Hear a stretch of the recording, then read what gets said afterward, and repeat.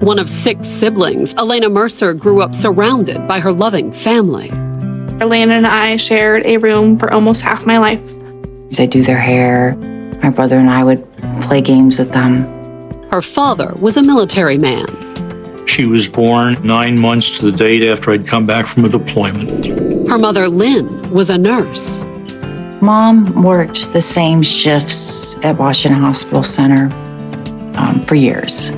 Other nurses looked up to her and came to her for advice on questions. She had such a big heart. And she would go out of her way to help anyone, including Alaina's girlfriend, Christina. Chris had a kind of difficult upbringing. She wasn't living in a stable home. Mom, being that nurturer, that caretaker, she offered Christina a place to stay. But was her generosity a dangerous mistake? One that would cost Lynn her life? It was clear that she had been shot. Suspicion immediately turned to Christina. Christina, the whole entire time we were there, had almost a smirk on her face. But did that mean she was the killer? Or did Alaina have a dark secret? Alaina had a really bad fit, was committed again. Mom tried to get Alaina the best care that she could. And in the end, did a mother's love lead to an unthinkable betrayal? I didn't want to believe it, but I knew it was true. Spotsylvania County, Virginia, May 18th, 2014. It was a quiet Sunday night in this peaceful suburban county halfway between Richmond and the nation's capital. It's a bedroom community for both Washington, D.C. and Richmond. People who live here often commute one way or the other. Spotsylvania County is very quiet, very safe place to live and raise your family and children. And that would make what was coming even more frightening for the people who drove home to Spotsylvania every evening, normally leaving big city worries behind.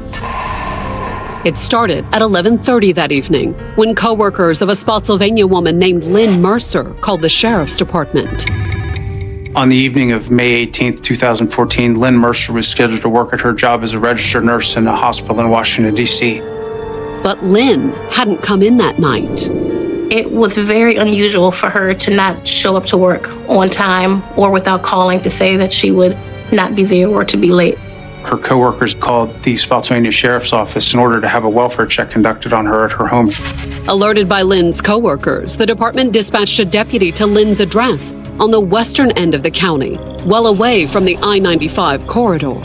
There's farmland out there, and several people have horse farms and cattle. This particular house was maybe a quarter of a mile off the hard road on a gravel road. It's kind of remote area, which, the neighbors are far apart. When the deputy arrived, Lynn's car was in the driveway. But was the 60-year-old nurse already in bed? There were no lights on in the house. I knocked on the door, received no answer, didn't hear anything inside except dogs barking. There was no movement inside the house. No lights came on or anything. Then, after knocking again, the deputy tried the door. I actually reached down, grabbed the doorknob, turned it and pushed on it, and the door opened up. But there was little that could prepare the deputy for what awaited him, because just inside the door, he found Lynn Mercer. It was clear that she had been shot. They could see visible trauma to the body, at least two bloody areas on her chest. There had not been any struggle. It just appeared she had been ambushed. Although assassinated might have been more accurate. There were no signs of life. The shooting left Lynn's quiet suburban community terrified. You have a, middle-class white woman dead in her home. What happened? So there was a lot of questions surrounding this case in the community. But was it a random crime, one that threatened the whole community? Or was there something evil lurking within Lynn's family?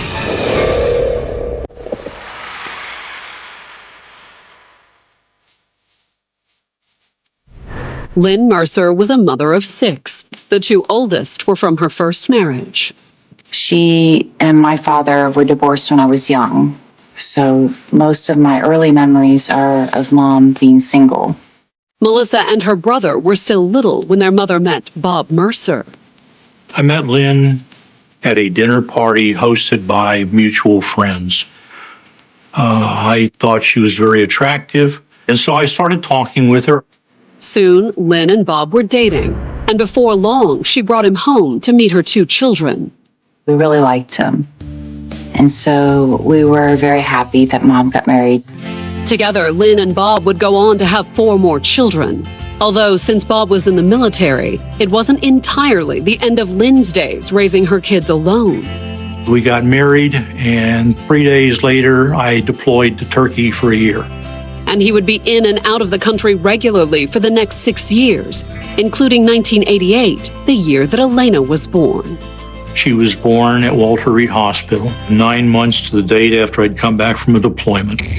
Although soon after, Alaina's father was promoted to a desk job that allowed the family to settle in suburban D.C. We moved to Fredericksburg, Virginia, and she spent the majority of her childhood in that house. It was a crowded house, too. Elise, the youngest of the 6, was born 2.5 years after Alaina. We always had a lot of family. My sister Alaina and I shared a room for almost half my life. As small children, we were pretty close.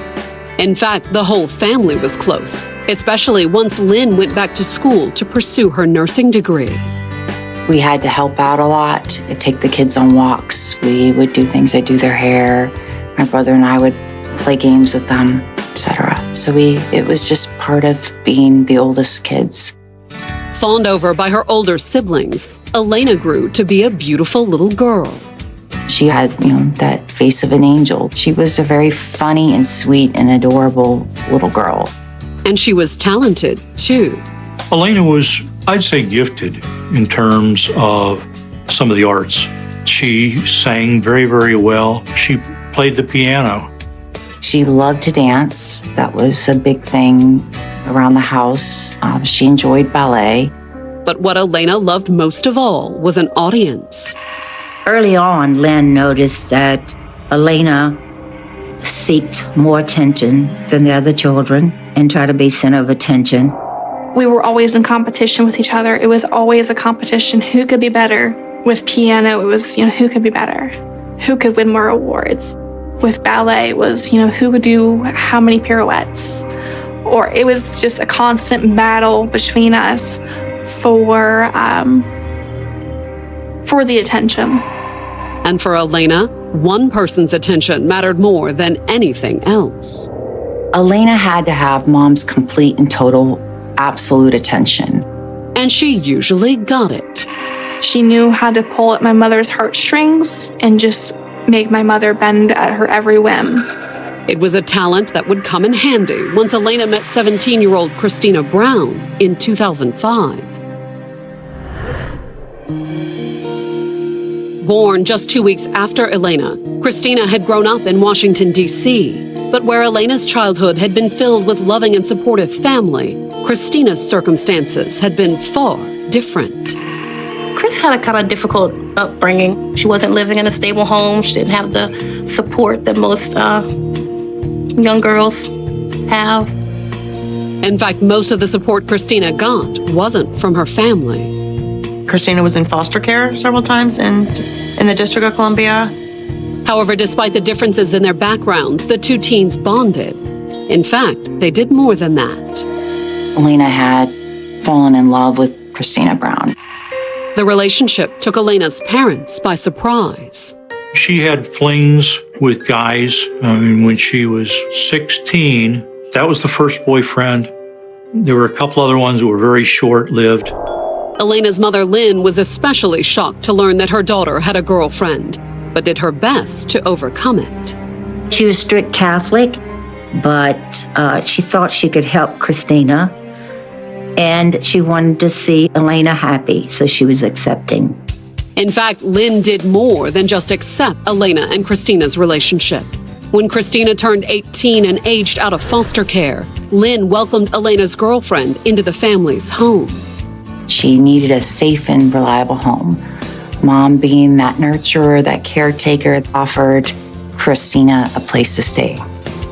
And that wasn't all Lynn ended up doing for her daughter's girlfriend. She had such a big heart. She wanted to help her better herself, helping her through college, giving her a car to drive, helping her financially, letting her live in her house. Over the next few years, Christina lived with Alaina and the Mercers and took classes at a local community college. They had their own bedroom and they were being supported essentially by my wife. Lynn catered to Alaina. She always was trying to make her happy. Although even with her mother's acceptance and support, there was plenty of drama in Alaina's relationship with Christina. They would break up and come back and break up and come back. And in 2010, it looked as if their tempestuous 5-year relationship was finally over. They broke up and Alaina decided to go date guys again. Alaina left Chris and basically stayed with a guy for 2 months until she was pregnant. However, upon discovering that she was pregnant, Alaina realized that she didn't want to stay with the baby's father and came rushing back to Christina. The couple moved back in with Alaina's parents, and in November of 2010, Alaina gave birth to a daughter, much to her mother's delight. My mother was preparing and caring for this baby, and I think that's when my mother honestly was the happiest. It would only be temporary, though. Alaina, Christina, and the baby eventually moved out, got their own place in neighboring King George County, and started building a life for themselves. Christina was employed by a rental car agency in King George, as well as a local hotel. She worked 2 different jobs. And in 2012, the couple took another big step. They were married in District of Columbia. But even as Alaina settled down with Christina, trouble was coming. A horrifying crime that would take her mother's life and put her daughter's future in jeopardy. Coming up, is Alaina's mother the victim of a burglary gone bad? It looked like somebody had gone through the house looking for something. Or was it an abduction? One of my first thoughts when I saw the kids' toys was, where's the child?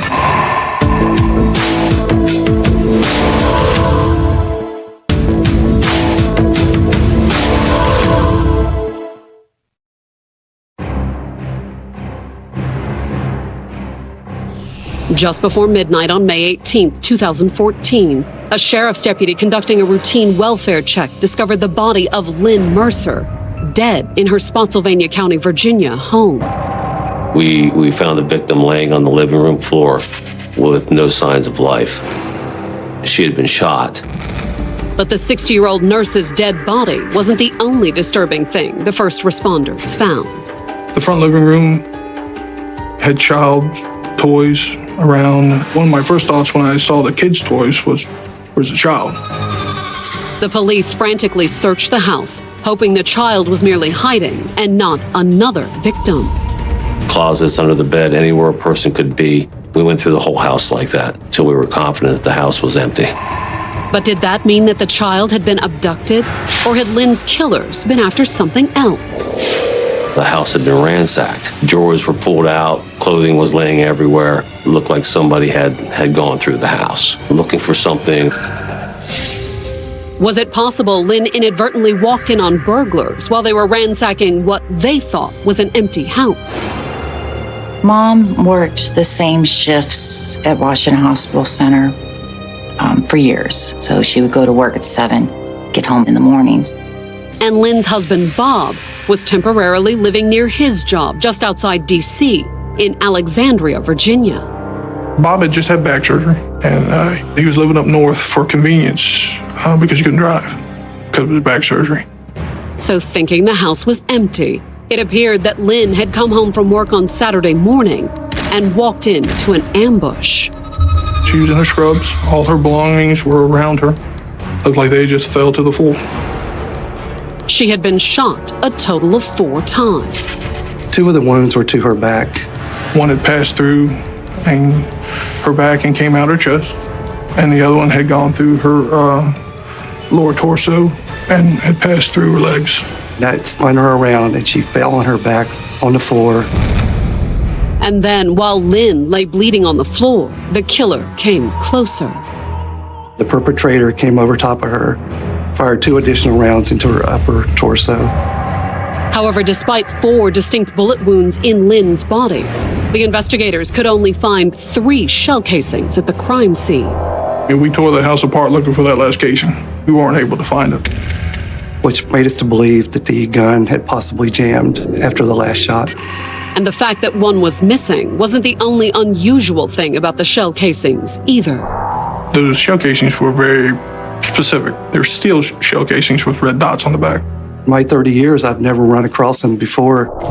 In addition to the unusual steel shell casings, the investigators did recover all 4 of the bullets used in the crime. 2 were found in the living room. One bullet had lodged in a couch. We were able to recover that bullet. A second bullet was found in the corner. And the 2 fired as the killer stood over Lynn had passed through her body and into the floorboards beneath her. One bullet had lodged in a 4-joist, and a 4th bullet was found underneath the home on the ground. Between them, the bullets and the casings could help the investigators identify the murder weapon. The ballistics evidence from the scene was sent for analysis. But whose hand had wielded the gun? The neighbors hadn't seen or heard anything. This house is very secluded. The nearest house was a couple hundred yards away. Most of the lots there are large lots, several acres in size. The neighbors were all horrified by the news that Lynn was dead. She was described as probably the perfect friend. Everybody loved her. Well, almost everyone. According to the neighbors, there were 2 people that Lynn didn't get along with. Alaina, Mercer, and Christina Brown's name came up immediately. And the reason their names came up had to do with how Alaina and Christina had met in the first place. Although a precocious child, Alaina had also been temperamental. Alaina was, once she turned around 4, very volatile, very easy to anger, very vindictive. She would throw violent temper tantrums. Alaina's parents put her in therapy, but their little girl's illness grew worse. They essentially diagnosed her as bipolar. She was in and out of psychiatric hospitals. Over the next several years, while Alaina's father worked hard to support the struggling family, Alaina's mother, Lynn, had done all that she could to support her daughter's battle with bipolar disorder. She tried to get Alaina the best care that she could. She fought with insurance over and over and over to make sure that she could have stays long enough to address the issues. If this one hospital wasn't working well enough, she would fight to get her transferred to another hospital. And in 2005, when Alaina was 17, Lynn had checked her into a special residential program for troubled teens. Alaina had a really bad fit, was committed again. And that was where Christina came into the picture. Alaina and Chris had both suffered from mental illness and had both been institutionalized in a mental health facility. And that's where they met. When they were discharged, Lynn had welcomed Alaina's girlfriend into her home. Lynn tried everything she could to make that child happy. Lynn provided them with food, paid the utilities. At that time, Alaina was drawing disability, Social Security, and Chris was working at a car wash. Together, they had an income of probably $1,800 a month. And that just isn't bad for a couple that's living with no outside expenses. However, according to the family, Alaina and Christina had soon found something to spend their money on. They were doing copious amounts of drugs. They were using marijuana openly. They were using other drugs as well, but not just smoking weed. And even with a baby to care for, Alaina and Christina's drug use had continued.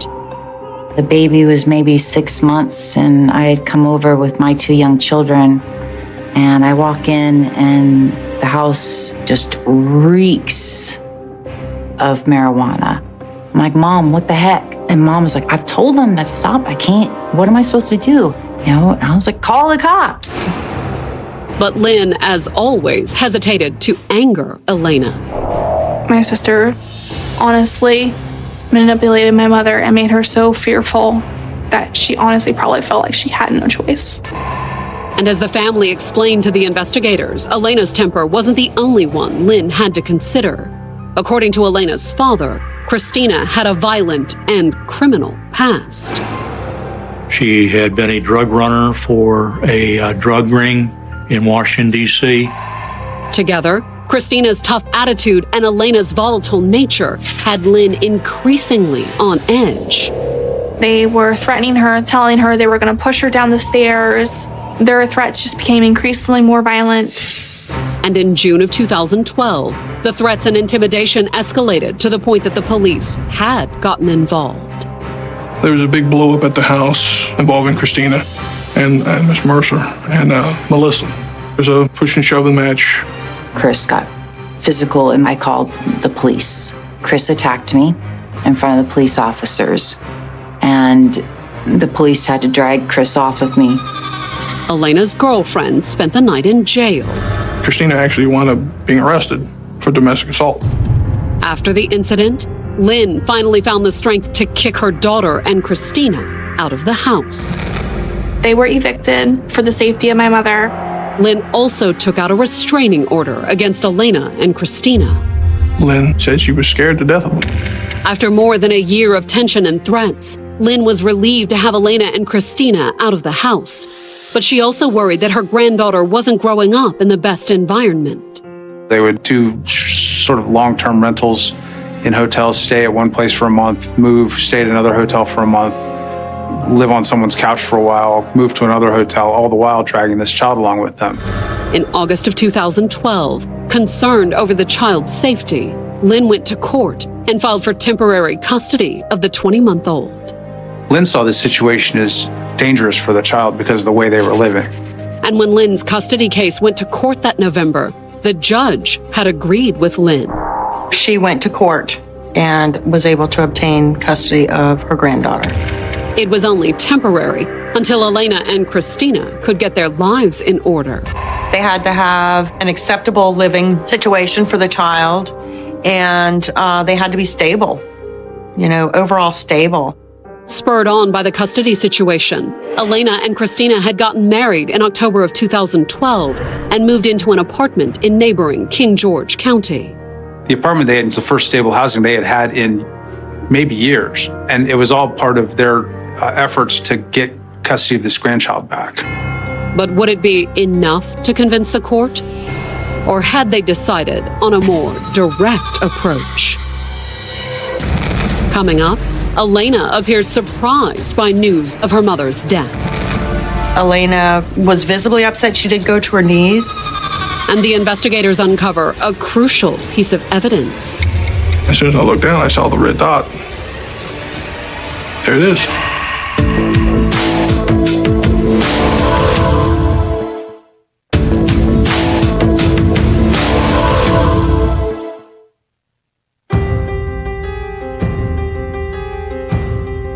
By mid-morning of May 19, 2014, it had been less than 24 hours since sheriff's deputies found 60-year-old Lynn Mercer murdered in her Spotsylvania County, Virginia home. It appeared that Miss Mercer had been ambushed. The perpetrator stepped out and shot her down, and then stepped over and shot 2 more rounds into her upper torso.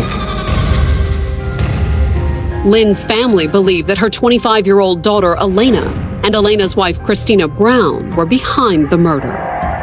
Lynn and Alaina and Christina had been locked in a long-running child custody battle over Alaina's daughter. At first, it had appeared that Alaina might get her daughter back. Christina and Alaina had tried to stabilize their living situation in order to help them succeed in the custody case. But in April of 2014, a month before her mother's murder, Alaina's attempt to win custody of her 3-year-old daughter had suffered a serious setback. In the days leading up to what was supposed to be the final custody hearing for these folks, Alaina was arrested for prostitution. It was hard on the family, learning the lengths that Alaina would go to in order to feed her drug habit. You always have a father's love for your children. At the same time, I'm looking at a person that I know is dysfunctional, entirely dysfunctional. The judge agreed with her father's assessment too, and as a result, the custody hearing did not go well for Alaina. Alaina lost the last circuit court appeal in April 2014, and Mom was killed in May of 2014. That timing led the family to the horrifying conclusion that Alaina and Christina had killed Lynn in order to get Elena's daughter back. I didn't want to believe it. I didn't want to think possible that evil of them despite our troubles. But I knew it was true. We knew it was Alaina and Chris was because of all the issues that had gone on. Or was it possible that after so many years of dealing with Elena's issues, that her family was jumping to conclusions? On the morning of May 19th, Spotsylvania County sheriffs knocked on the door of Alaina and Christina's apartment in neighboring King George County. We're plainclothes detectives, so we requested a uniformed deputy to respond with us. We were greeted by Christina and welcomed into the home. And what they saw inside solved at least one mystery. The detectives found that the child was okay and unharmed. The child is happy, healthy, running around the house. And according to Alaina, they'd had her since Lynn went to work on Friday night. They had visitations with her from Saturday until Monday morning at 10. In fact, Alaina said that when the investigators knocked on her door, she had been in the process of gathering her daughter's things. Alaina was supposed to be meeting back with her mother to return the child. Contrary to what her family believed, was it possible Alaina didn't know? We, at that time, proceeded to sit down at the table and tell Alaina that her mother had been killed. Alaina was visibly upset. She did go to her knees. She made the sounds of somebody that was crying. But Christina had a very different reaction. People certainly handle information like this different. But Christina, the whole entire time we were there, had almost a smirk on her face. Suspicious of Christina, the investigators asked if she or Alaina had been anywhere near Lynn's house in the last few days. The last time Alaina and Christine said that they were there was in 2012. They hadn't even been there to pick up or drop off Elena's 3-year-old.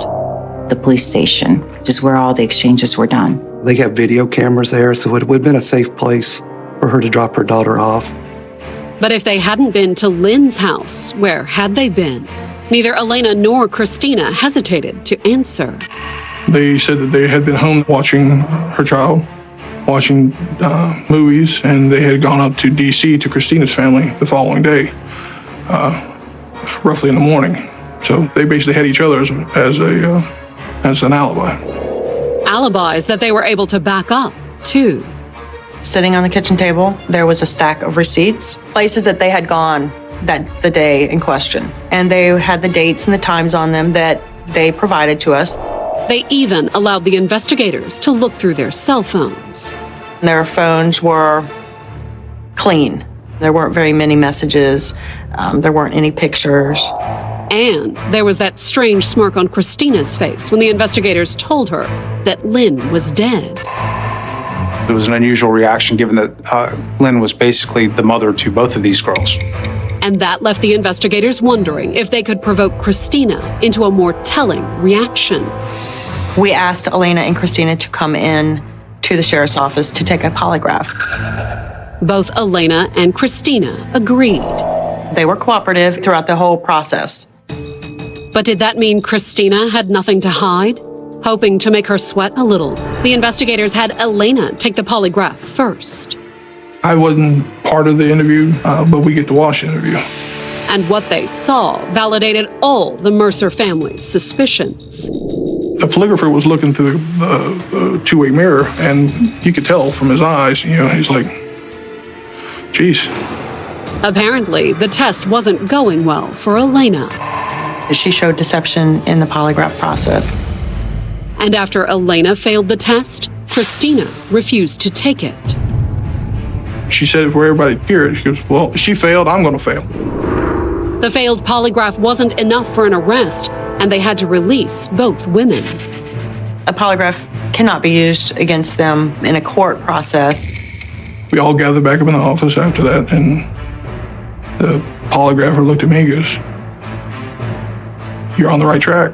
Just got to keep pushing. Alaina wasn't under arrest, but despite her mother's death, she wouldn't get to keep her daughter either. We filed an emergency custody hearing. I had to go and face my sister and Christina and essentially take custody of their child from them. And considering the circumstances, it was a terrifying experience. My sister, she was very angry. She told me, "You will not get away with this."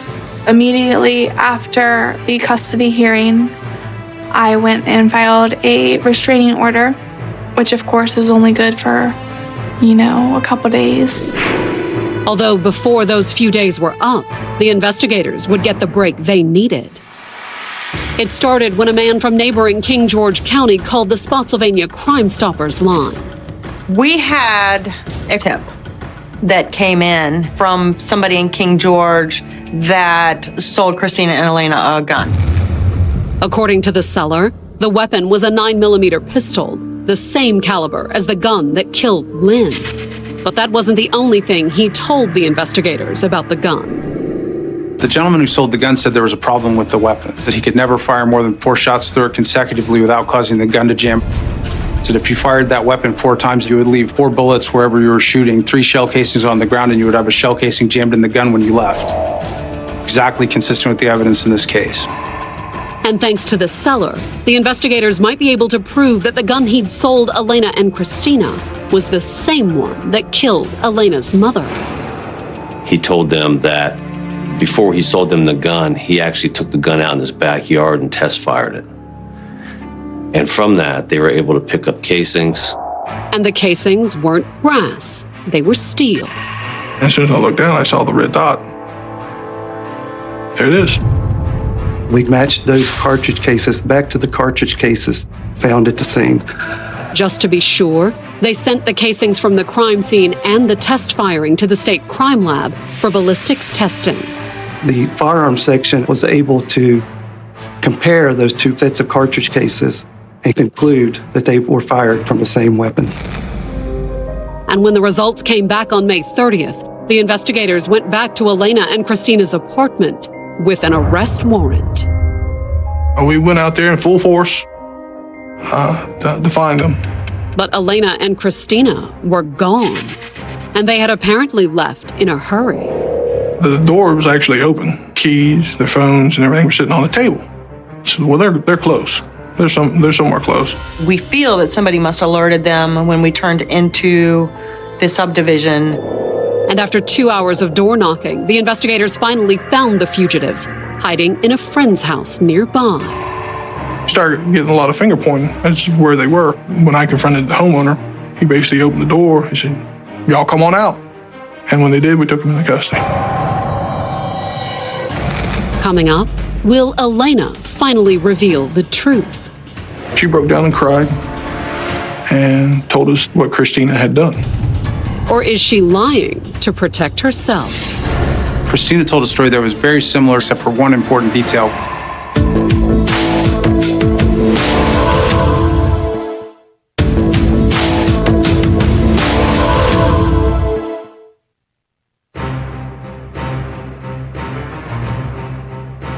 On May 30th, 2014, Spotsylvania County, Virginia Sheriff's investigators placed Alaina Mercer and Christina Brown under arrest for murder. I heard they had ran from their apartment into another and apparently were hiding underneath the bed like the cowards they are.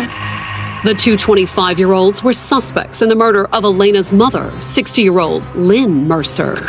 Lynn Mercer had previously obtained custody of her granddaughter, which was Alaina's daughter. Once in custody, both Alaina and Christina refused to answer any more questions. They both lawyered up, so there was no further speaking with them. Indicted for murder, they were held without bond at the Spotsylvania County Jail. They sat in jail for over a year and a half. We were able to keep them apart the best that we could, being at the same facility, but it was important for us to be able to keep them apart. Not only to keep Alaina and Christina from colluding on a story, but also to drive a wedge between the couple, which, as the weeks and months wore on, appeared to be working. We had information that Alaina had several relationships with other females in the jail, and that Christina was upset about it. But would it be enough to turn Christina and Alaina against one another? As they prepped for trial, the prosecutors hoped that was the case. Despite all the investigation that went on in this case, there was always one concern, and that was that we were never able to place any one person as the trigger woman in the case. Technically, the prosecutors didn't have to prove whether Alaina or Christina had pulled the trigger. We specifically charged that they were either acting in concert with each other or that they each planned and took steps in furtherance of this in advance. And the prosecutors were confident they could prove that much. We were able to make a really compelling case because the forensics matched up so that we put the weapon that did the murder in the hands of the people who are alleged to have committed it. But would that be enough for the jury? The prosecutor wasn't sure. I spoke with the defense attorneys and I told them, look, my case is strong, but it could be stronger. I would like to know who the trigger woman is, and I will be happy to receive whichever one of you gets to my office first to tell me what happened. Would it work? No promises were made, no deals offered.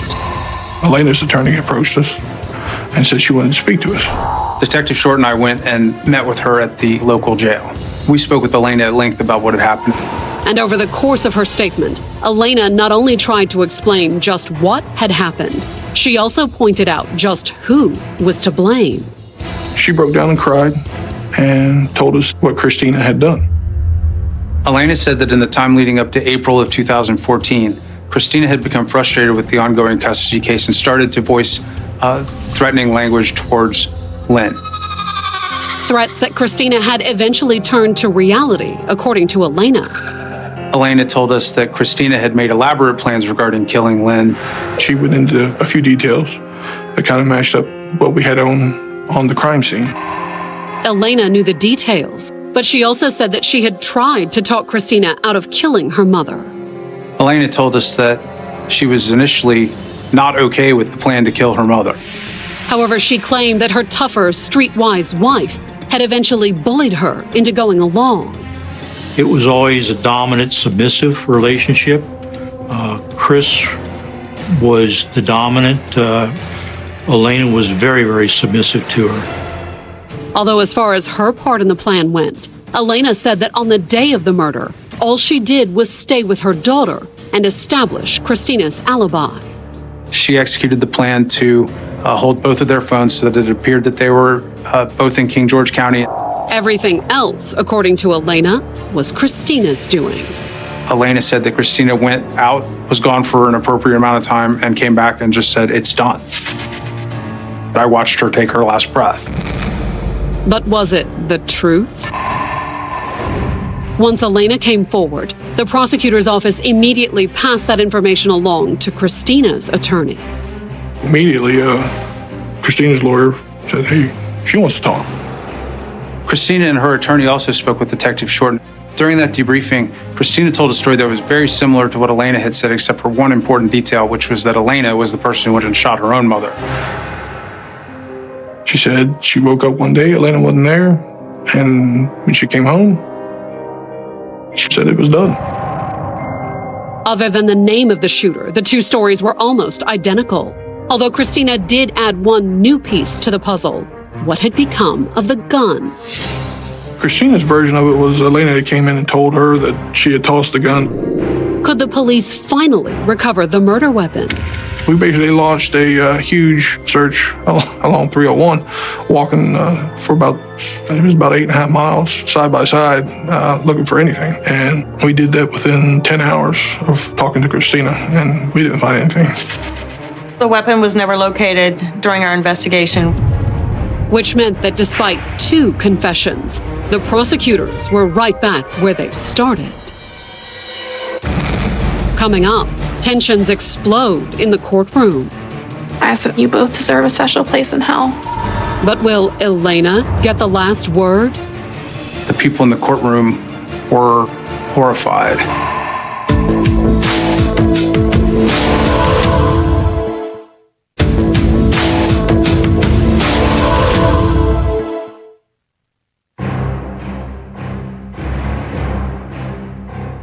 On June 2, 2016, Alaina Mercer and Christina Brown stood in a Spotsylvania County, Virginia courtroom. The two 27-year-olds had spent the last 2 years in jail awaiting trial for the murder of Lynn Mercer, Alaina's mother, over the custody of Alaina's daughter. Frustration in the custody case ultimately became the seed that grew into the plot to kill Lynn Mercer. However, the prosecution couldn't prove whether it was Alaina or Christina who actually pulled the trigger. They both implicated each other. There was no single piece of evidence that tipped me one way or the other as to who actually was the shooter. And ultimately, no one would ever know, because Alaina and Christina weren't in court to stand trial. After consulting with the family, we made them a plea offer in the case. The charge was first-degree murder, accessory before the fact. Both Alaina and Christina took the deal. They admitted to having involvement, whether it was covering it up or actually plotting it, the purchase of the weapon. And as far as the prosecutors were concerned, that was good enough. As long as we had a life sentence on the table, I would be able to argue sufficiently to get a sentence that was appropriate for them. But what was appropriate? Alaina's father didn't hold back when he spoke at the sentencing hearing. I said, I know that you are my child. I hope that they give you a life sentence from this crime. And Alaina's half-sister Melissa agreed. I want them to rot in jail. Whoever pulled the trigger, I don't care. They both planned it. They're both equally responsible. Although for Alaina's younger sister Elise, even life in prison wasn't enough. I said, only God and law can judge you, and you both deserve a special place in hell. When it was their turn to speak, Christina chose to remain silent, but not Alaina. My sister had some long, drawn-out statement, how it is all my family's fault, and that she is simply the product of being raised in mental institutions. The people in the courtroom were horrified. Including the judge, who sentenced both Alaina and Christina to 60 years in prison. They're not going to get out of prison until they're in their late 70s, if they get out at all. And according to her sister, it's what Alaina deserves, not only for what she did to her mother, but for what she did to her daughter, too. I had to tell her, well, baby, Grandma still loves you, but she can't come see you. And then I had to deal with the question, well, why isn't my mommy coming to pick me up? The snow had already covered a forgotten road when investigators found the one thing that should not have been there, a single photograph.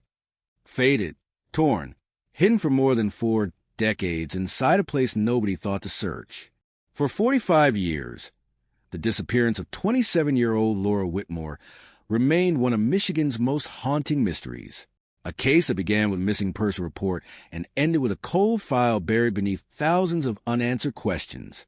But in 2024, a discovery inside an abandoned farmhouse changed everything.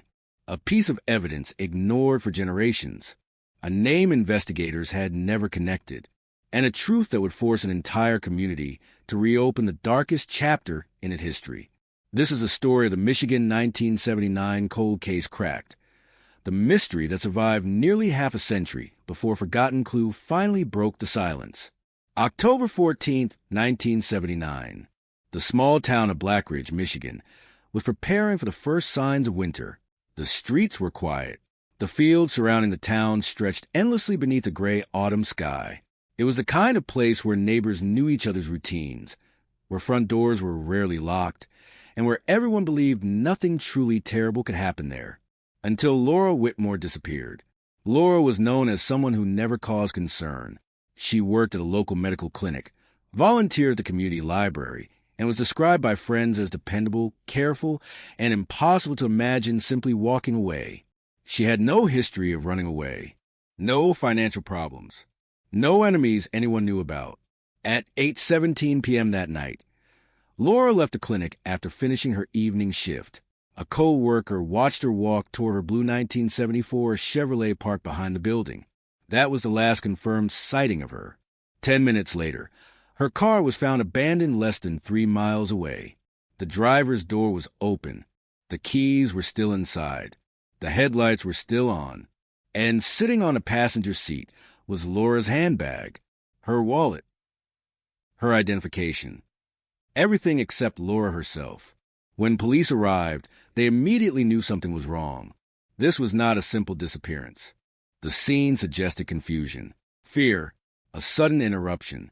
The car showed no obvious signs of a struggle, no broken windows, no blood, no clear evidence of violence.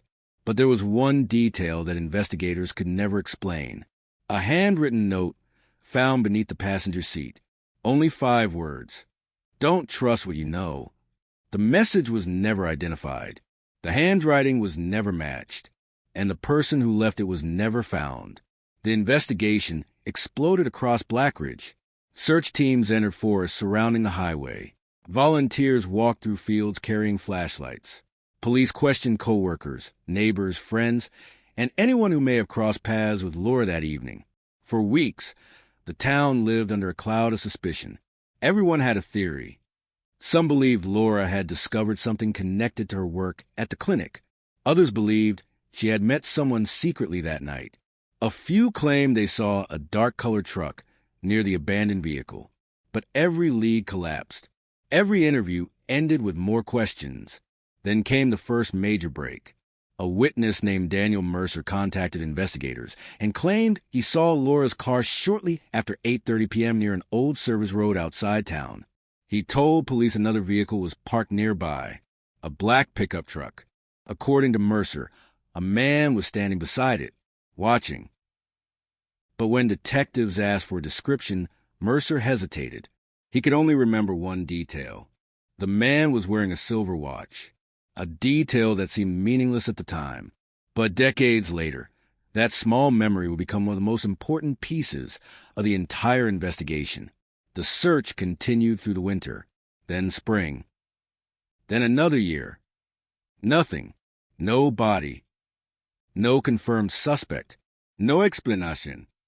Laura Whitmore became a name people whispered about. Her photograph appeared on missing person posters across Michigan. Her family refused to believe she was gone forever. Her mother kept Laura's bedroom exactly the same, waiting for possibility that one day her daughter would return. But time changes everything. Witnesses moved away. Records disappeared. Memories faded. The detectives who originally worked the case retired one by one. The file became another cold case sitting in an archive, a folder filled with photographs, interview transcripts, and unanswered questions. For decades, the town tried to move forward. But Blackridge never completely forgot. Because every October, when the cold wind returned and the roads became empty again, people remembered the night Laura vanished. They remembered the open car door, the strange note, the missing woman who seemed to disappear into thin air, and they wondered if someone out there knew the truth. Someone who had carried the secret for 45 years. Then, in the summer of 2024, construction workers arrived at an abandoned farmhouse nearly 20 miles outside Blackridge. The property had changed owners several times. Most people had forgotten the farmhouse even existed. During renovations, workers discovered a sealed wooden box hidden behind a damaged section of the basement wall. Inside were old newspaper clippings, personal photographs, a rusted key, and a small collection of handwritten letters. One of those letters contained a name that immediately caught investigators' attention: Laura Whitmore. The case that had been silent for decades suddenly came alive again. The evidence was transferred to the Michigan State Police Cold Case Unit. And for the first time in 45 years, investigators had something they never had before: a direct connection, a forgotten piece of the past, and a clue that suggested Laura's disappearance was not random. Someone had been hiding the truth all along. The question was no longer whether Laura's story had an ending. The question was who would spend decades making sure nobody ever found it. The discovery of the wooden box changed the entire direction of the investigation.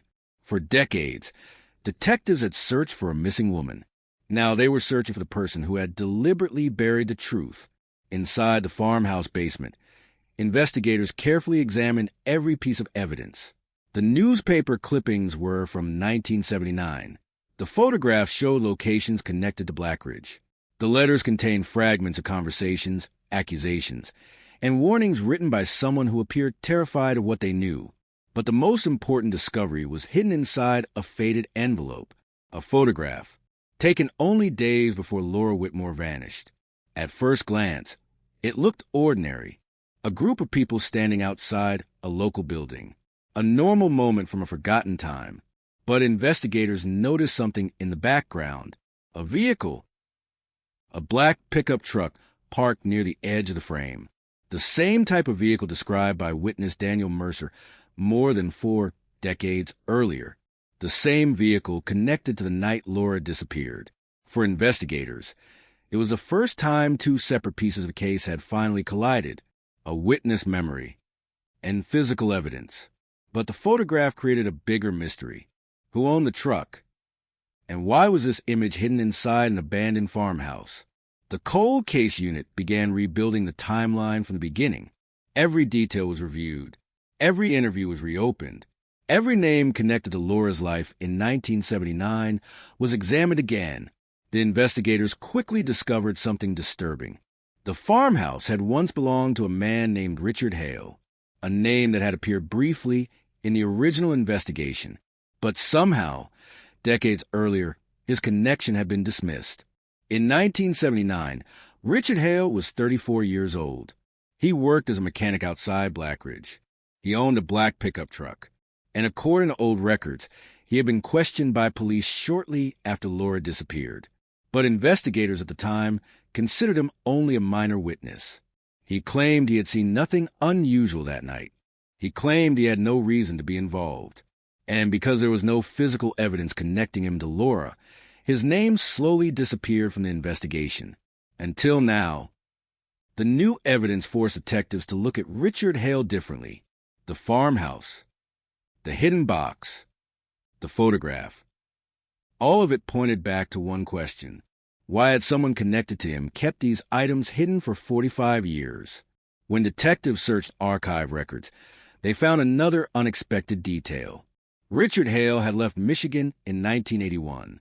Only 2 years after Laura disappeared, he moved to another state, changed jobs, built a new life.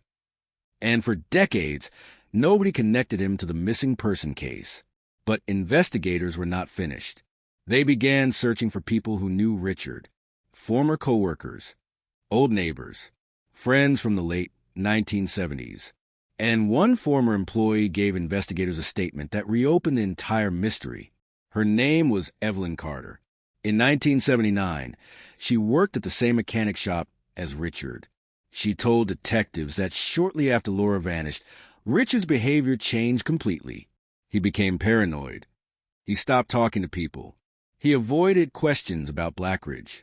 And according to Evelyn, there was one night she remembered clearly, a night when Richard arrived at work covered in mud. His truck was damaged, and when she asked what happened, he told her one sentence, "Forget you ever saw me tonight." For years, Evelyn kept that memory to herself. She assumed it was unrelated. She assumed the police already knew what they were doing. But when she saw the news about the farmhouse discovery, she realized the past had returned. Investigators now had a possible suspect, but suspicion was not enough.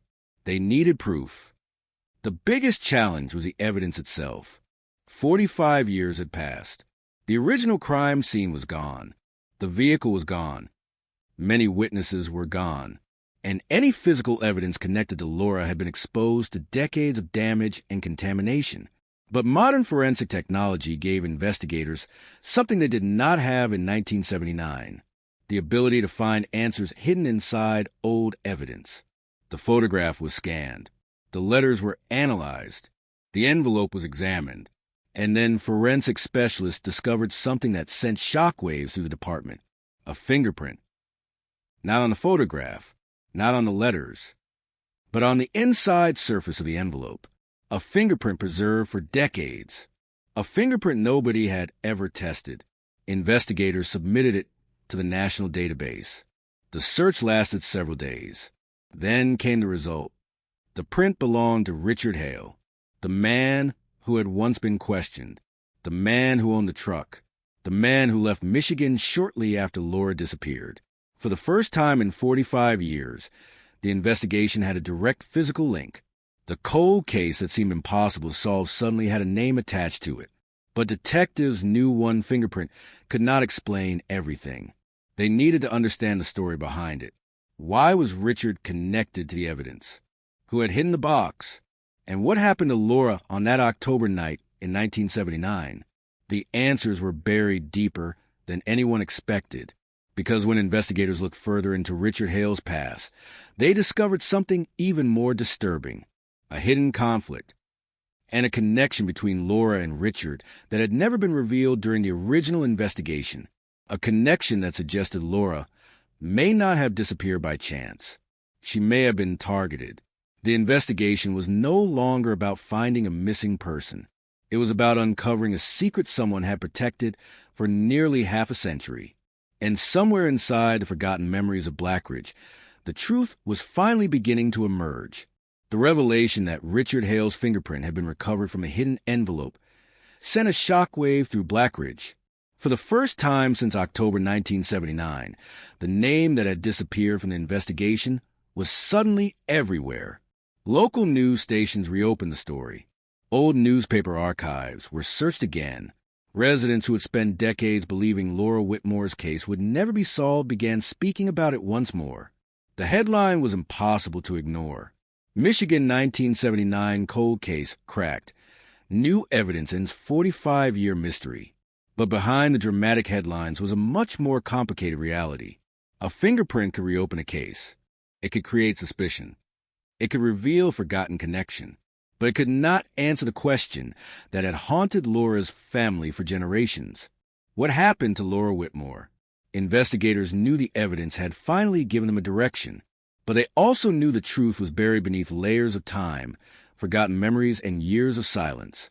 The cold case team returned to the original investigation files. Boxes of documents that had not been touched in decades were brought back into the light. Inside were hundreds of pages of interviews, handwritten notes from detectives, photographs from the first searches, and one detail that immediately caught the attention of investigators. Richard Hale's name appeared more often than anyone expected. In 1979, detectives had interviewed him 3 times. 3 times. But the original reports described him as cooperative, calm, helpful, a person who simply happened to know Laura through the small community they both lived in. At the time, investigators saw nothing unusual. But modern detectives reading those reports saw something different. They noticed the small contradictions. Richard claimed he barely knew Laura, but several witnesses remembered seeing them speak regularly. Richard claimed he had never been near the area where Laura's car was found, but old gas station records showed his truck had stopped nearby that same evening. Richard claimed he had no reason to leave Michigan after the disappearance, but within 18 months, he was gone. A new state, a new identity, a new life. The investigators began asking a question nobody had asked in 1979. Was Richard Hale hiding from something? Or was he simply trying to escape the memories of what happened? The deeper detectives looked, the stranger the story became. They discovered that Laura had been investigating something shortly before she vanished, something connected to her work at the medical clinic. At first, it seemed unrelated. The clinic handled patient records, appointments, and routine medical services. Nothing dramatic, nothing dangerous. But hidden inside old employee notes was a strange complaint Laura had made just weeks before her disappearance. She had noticed missing files, documents that should have existed, but were suddenly gone. She had asked questions. She had searched for answers. And according to a former co-worker, Laura believed someone inside the clinic was hiding something. The co-worker remembered Laura saying something unusual. She believed someone was manipulating records, changing information, covering up mistakes. At the time, nobody considered it important. But decades later, investigators began wondering if Laura had discovered something she was never supposed to find. The case suddenly had another possible motive, not a random disappearance, not a stranger encounter, but a secret powerful enough for someone to risk everything to keep hidden. Detectives returned to the abandoned farmhouse. They examined every corner, every piece of wood, every damaged wall, every place where someone could have hidden evidence. The question was simple. Who placed the box there? The property records revealed that Richard Hale had owned the farmhouse from 1986 until 1997, but the box could have been hidden at any time. Investigators interviewed previous owners. One former resident remembered something disturbing. He said that when he purchased the property, there was already a locked basement area that Richard had told him never to enter. He assumed it was old construction, a storage space, nothing more. But now detectives believe that basement may have contained secrets connected to Laura's disappearance. The investigation moved faster. Authorities located Richard Hale. He was living quietly in another state. He was older now, 79 years old, a man who had spent decades away from Michigan. When investigators arrived at his home, they expected resistance. They expected denial. Instead, Richard appeared strangely calm, almost as if he had been waiting for someone to finally come. During the first interview, he denied any involvement. He admitted knowing Laura. He admitted owning a black pickup truck. He admitted living at the farmhouse, but he insisted the evidence meant nothing. He claimed he had no idea why his fingerprint was on the envelope. He claimed someone else could have handled it. He claimed the entire investigation was built on coincidence. But detectives noticed something. When they mentioned the photograph, Richard changed. His expression shifted. His voice became quieter. And for the first time, the investigators saw fear. Not anger. Not confusion. Fear. They placed the photograph on the table, the old image showing the black pickup truck. Richard stared at it for several seconds. Then he asked a question. Where did you find that? It was a simple sentence. But investigators knew something important had just happened, because Richard Hale was not asking what the photograph was. He was asking where it came from, meaning he knew exactly what they had discovered. The interview ended shortly afterward, but the detectives left with more questions than answers. Richard was not admitting anything. There was still no confession, no physical evidence proving what happened to Laura. But the case had changed. For 45 years, investigators had chased shadows. Now they finally had a trail, and that trail led directly to a man who had spent nearly half a century hoping the past would remain buried. But the past was no longer buried. It was waiting. And the next discovery would reveal that Laura Whitmore's final night contained a detail nobody had ever known. The investigation into Richard Hale's connection to Laura Whitmore's disappearance entered a new and dangerous phase. For decades, the case had survived on rumors, memories, and fragments of information that seemed impossible to connect. Now those fragments were forming a picture that became darker with every new discovery. Detectives returned to the night Laura disappeared. October 14th, 1979. A cold evening in Blackridge. A night when a young woman left work and vanished without a trace. The original timeline had always contained one major gap: the missing hour. The 60 minutes between the moment Laura left the clinic and the moment her abandoned car was discovered. For 45 years, nobody knew what happened during that time. But the new evidence suggested that hour held the answer. Investigators began searching through old records that had never been fully examined. Telephone logs, work schedules, gas station receipts, handwritten notes, anything that could rebuild Laura's final movements. And then they found something unexpected, a forgotten phone call. At 8:04 p.m., only minutes before Laura left the clinic, someone called the building. The call lasted less than 2 minutes. The original detectives recorded it, but never identified the caller. The information seemed insignificant, another dead end. But when modern investigators reviewed the old notes, they discovered a detail that had been overlooked. The call came from a payphone located less than half a mile from Richard Hale's mechanic shop. At the time, nobody connected the two, but now the question was unavoidable. Who was calling Laura that night, and why? Investigators searched deeper. They discovered that Laura had received several anonymous calls during the weeks before her disappearance. She had never reported them. She had never told police. But a friend later revealed that Laura had become increasingly nervous. She believed someone was watching her. At the time, her friends thought she was simply stressed, maybe overwhelmed, maybe worried about something unrelated. But after decades of silence, those old conversations took on a completely different meaning. Laura was not afraid for no reason. She had noticed something. She had discovered something. And someone knew it. The cold case team began examining the relationship between Laura and Richard Hale. They discovered that their connection went back further than anyone realized. Richard Mechanic Shop had service vehicles owned by several employees at the medical clinic, including Laura's. Records showed that Laura brought her car to Richard's shop twice in the months before she disappeared. The first visit was routine, an oil change, a basic inspection. The second visit was different. The service record showed that Laura complained about a strange issue. Someone had entered her vehicle. Nothing had been stolen. Nothing obvious was damaged. But the position of items inside the car had changed. Her glove compartment had been opened. Papers had been moved. Laura believed someone had searched through her belongings. Richard had worked on the vehicle that day, a detail that had been documented, but never considered suspicious. Until now, investigators wondered if Laura's car was not just transportation. Maybe it was part of the mystery. Maybe someone was searching for something Laura had, something she knew. The investigation team reopened Richard Hale's personal history. They discovered financial records showing he had been struggling in 1979.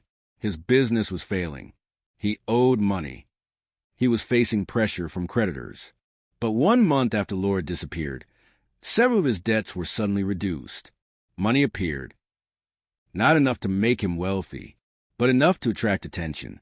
Detectives searched the source.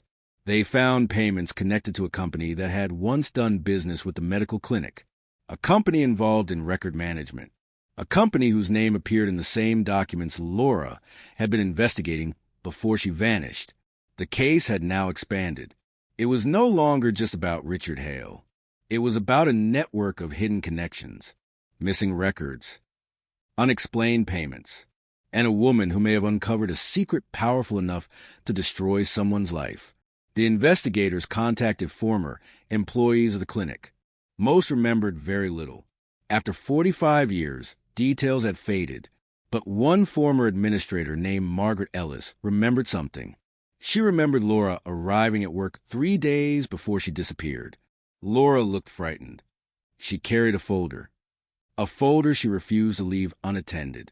Margaret said Laura told her one sentence: "If something happens to me, look inside the blue file." That sentence changed everything, because nobody had ever found the blue file. Not in Laura's apartment, not at the clinic, not in her car. It had vanished. Just like Laura. Investigators began searching through archive storage connected to the clinic. Thousands of old documents were reviewed, and after weeks of searching, they found a reference to a missing folder, a blue file removed from storage in October 1979. The person who signed for it? Richard Hale. The discovery stunned investigators, because now there was a possible explanation. Laura may have disappeared because of what was inside that file. But the biggest question remained. What exactly did Laura discover? And why was Richard Hale willing to risk everything to keep it hidden? As detectives continued digging, they uncovered another piece of evidence from the farmhouse, a second letter. Unlike the others, this one was not written by an unknown person. It was written by Richard Hale himself. The letter was never sent. It was never delivered. It was hidden away for decades. And inside were words that would completely change the direction of the investigation. A confession was not written. A confession was not found. But a warning was. A warning that suggested Richard Hale had not acted alone, and that the truth behind Laura Whitmore's disappearance involved someone else who had remained invisible for 45 years. Someone the police had never suspected. Someone who had been standing in the middle of the investigation from the very beginning. The second letter discovered inside the farmhouse became the most important piece of evidence investigators had uncovered since the case was reopened. It was not a confession. It was not an explanation. It was something far more disturbing. It was a message from a man who appeared to be carrying the weight of a secret he had never been able to escape. The letter was dated March 1980, only 5 months after Laura Whitmore disappeared. The handwriting matched other documents confirmed to belong to Richard Hale, but the words inside created a mystery investigators could not ignore. Richard wrote about fear, about mistakes, about something that had gone too far. He never wrote Laura's name directly. He never admitted what happened that night, but he described a moment when everything changed, a moment when he realized there was no way back. For decades, the letter remained hidden, buried inside the farmhouse, waiting for someone to find it. Now, investigators had to determine whether Richard Hale wrote the letter as a confession he could not finish, or as a warning about someone else. The cold case team began analyzing every sentence, every phrase, every hidden meaning. They noticed something unusual. Richard did not write like someone protecting himself. He wrote like someone afraid of another person. One sentence immediately stood out. Some people would destroy anything to protect what they built. Investigators believed those words were not random. They believed Richard was referring to someone with power, someone who had something to lose. The question became clear. Who was Richard Hale afraid of? The answer would come from an unexpected place. A forgotten storage room inside the old medical clinic. After Laura disappeared, the clinic changed ownership several times. Records were moved.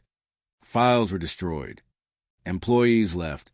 The building itself was eventually abandoned, but investigators discovered that a basement archive had remained untouched since the early 1980s. Inside were thousands of documents from the clinic's past.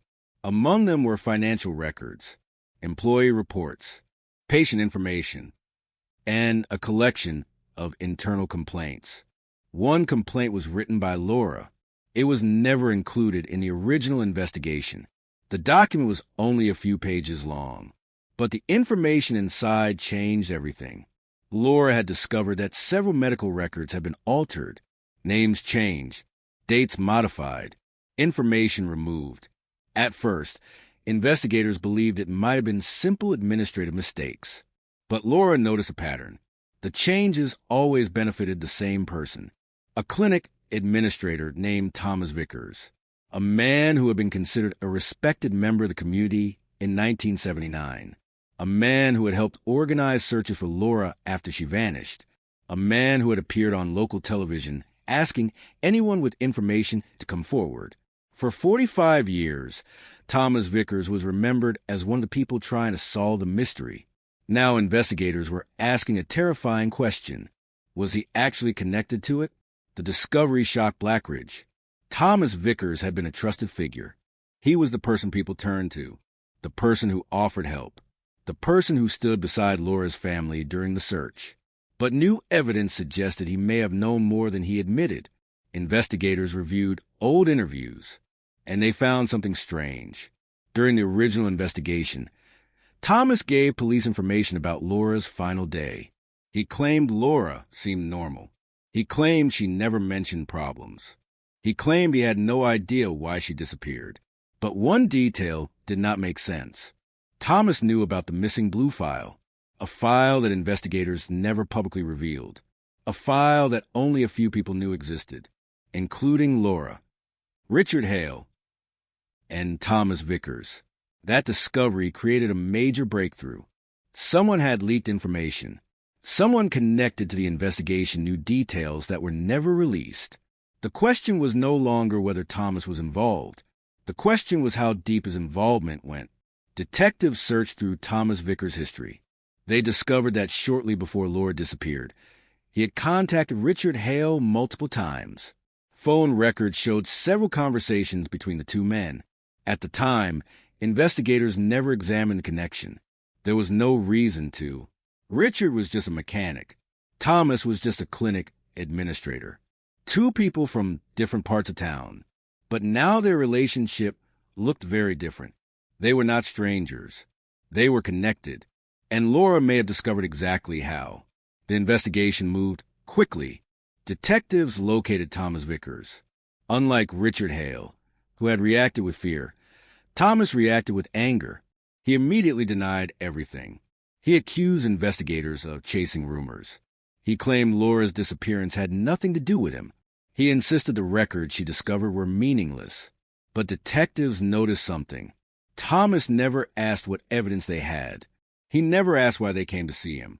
He only asked one question. Did you find the blue file? That sentence changed the entire investigation. Because once again, a person who claimed innocence knew something they should not have known. The detectives realized the case had been built on missing pieces for decades. Evidence disappeared. Witnesses stayed silent. Information was buried. But now the missing pieces were returning. One by one, the team returned to Richard Hale's letter. They looked again at the final lines. The handwriting became weaker near the end, almost as if Richard was struggling to continue. The last sentence was incomplete, but before the ink stopped, he wrote, "She knew the truth before anyone else." Then nothing. No explanation. No ending. Just silence. Investigators believed Laura had uncovered something involving Thomas Vickers and Richard Hale, something connected to the clinic, something that caused fear, but they still needed to know what happened on the night she disappeared. They needed the final moments. They needed the truth hidden between 8:17 p.m. and the discovery of her abandoned car. Then came another breakthrough. A retired police officer contacted the cold case unit. His name was Michael Reynolds. He had been a young patrol officer in 1979. He was never the lead investigator. He was never interviewed for documentaries. His role in the case was almost forgotten, but he had kept something for 45 years. A personal notebook, a record of details he thought mattered, details that were never added to the official report. Inside the notebook was one entry. October 14th, 1979, 11:40 p.m.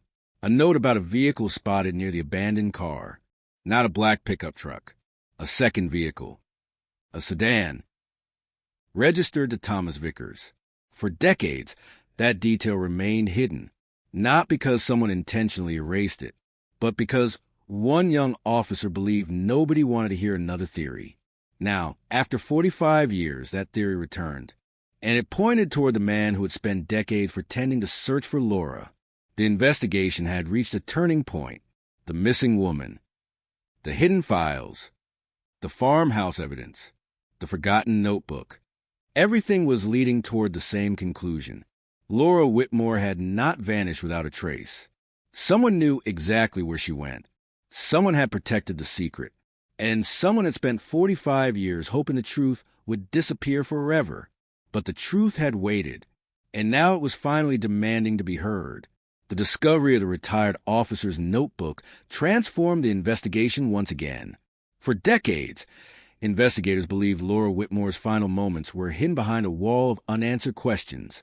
Now, they had something they never had before, a forgotten witness account, a second vehicle, and a connection that placed Thomas Vickers near the scene on the night Laura disappeared. The case that had once seemed impossible was suddenly moving faster than anyone expected. But the closer detectives came to the truth, the more they realized something disturbing. This was not a crime covered by one person. It was a secret protected by many. The cold case team began reconstructing October 14th, 1979, minute by minute. They started with Laura leaving the medical clinic. 8:17 p.m. Her co-workers remembered her carrying the blue file folder. The same folder she believed contained evidence of illegal activity. The same folder that disappeared after she vanished. At 8:20 p.m., Laura entered her vehicle. At 8:24 p.m., someone placed the anonymous phone call to the clinic. At 8:30 p.m., witnesses reported seeing her car traveling toward the old service road.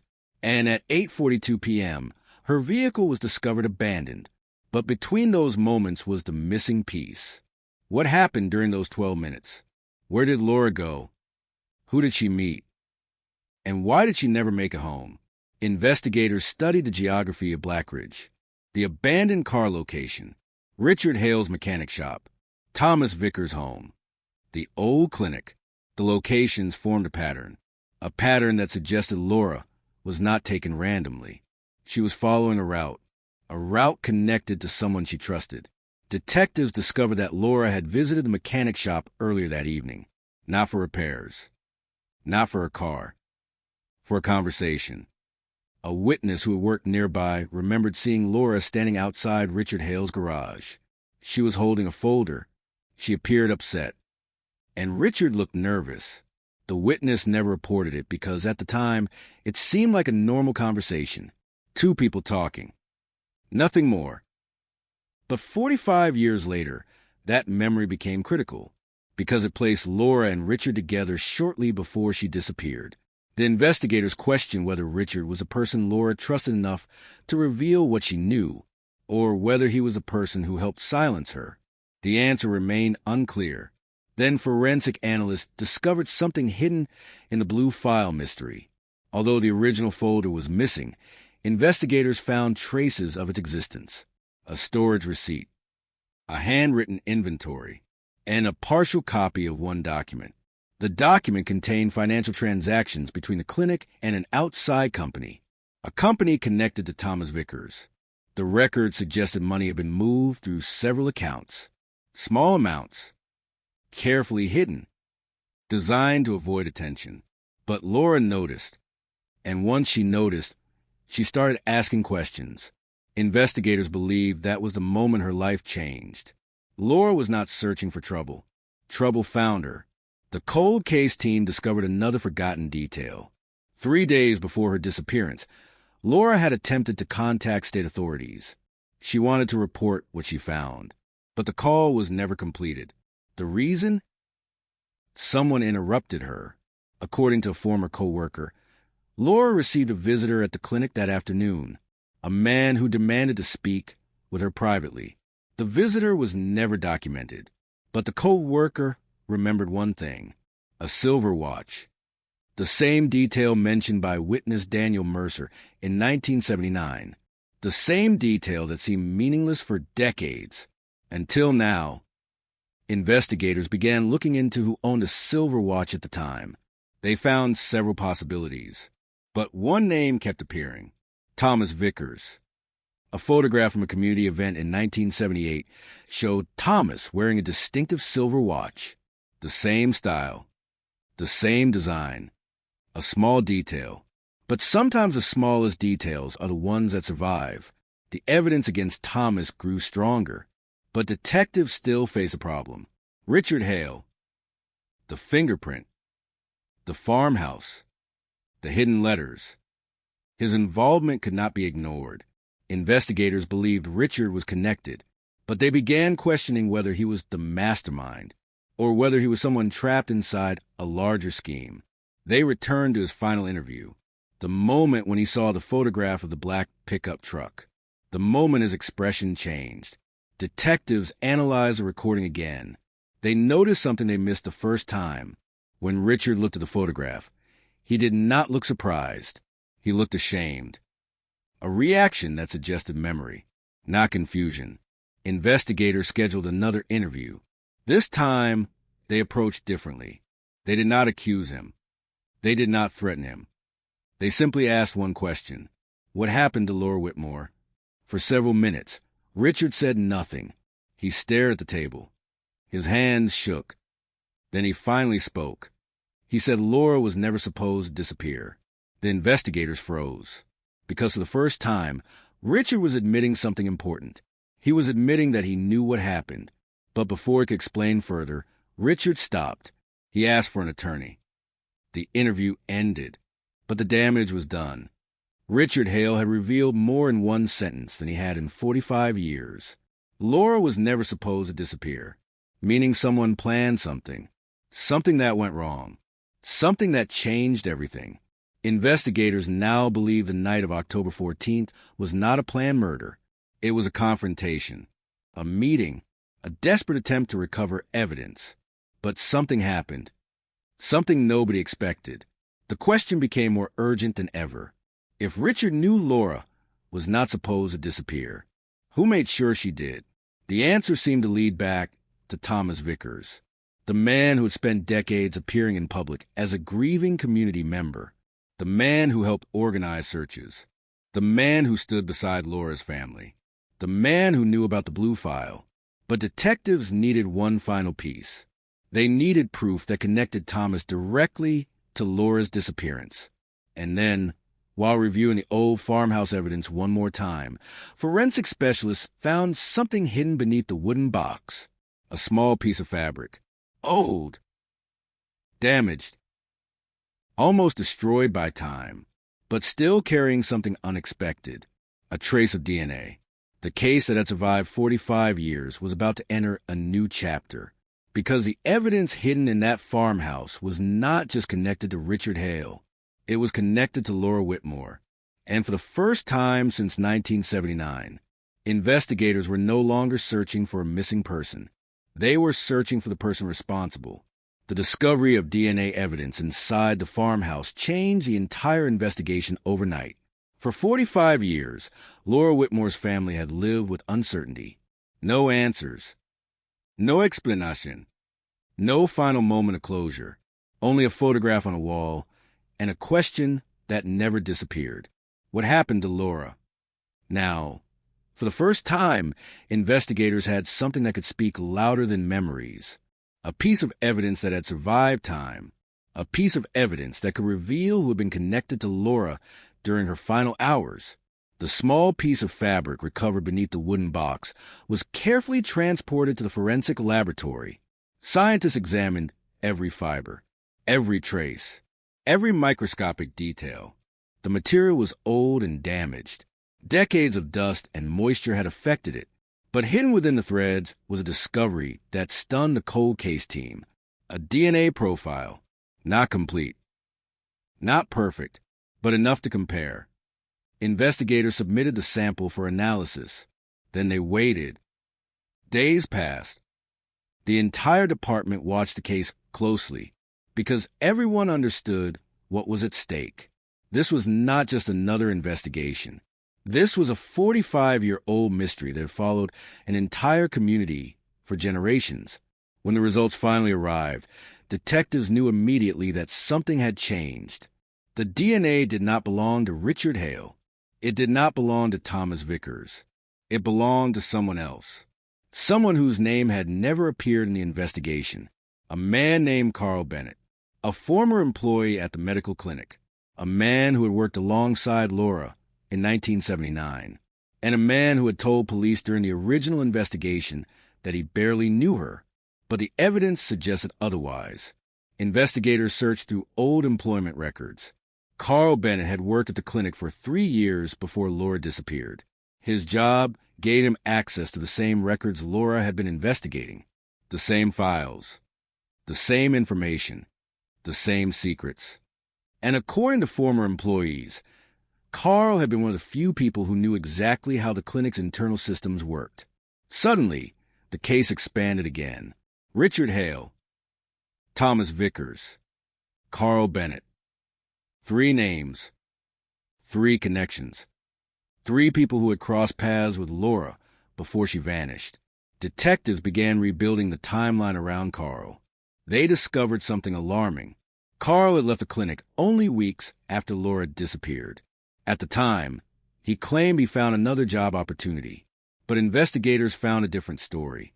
His resignation came suddenly. No notice. No explanation. He packed his belongings and left. Almost immediately, the same pattern investigators had seen before. People connected to Laura leaving Blackridge. People disappearing from the story.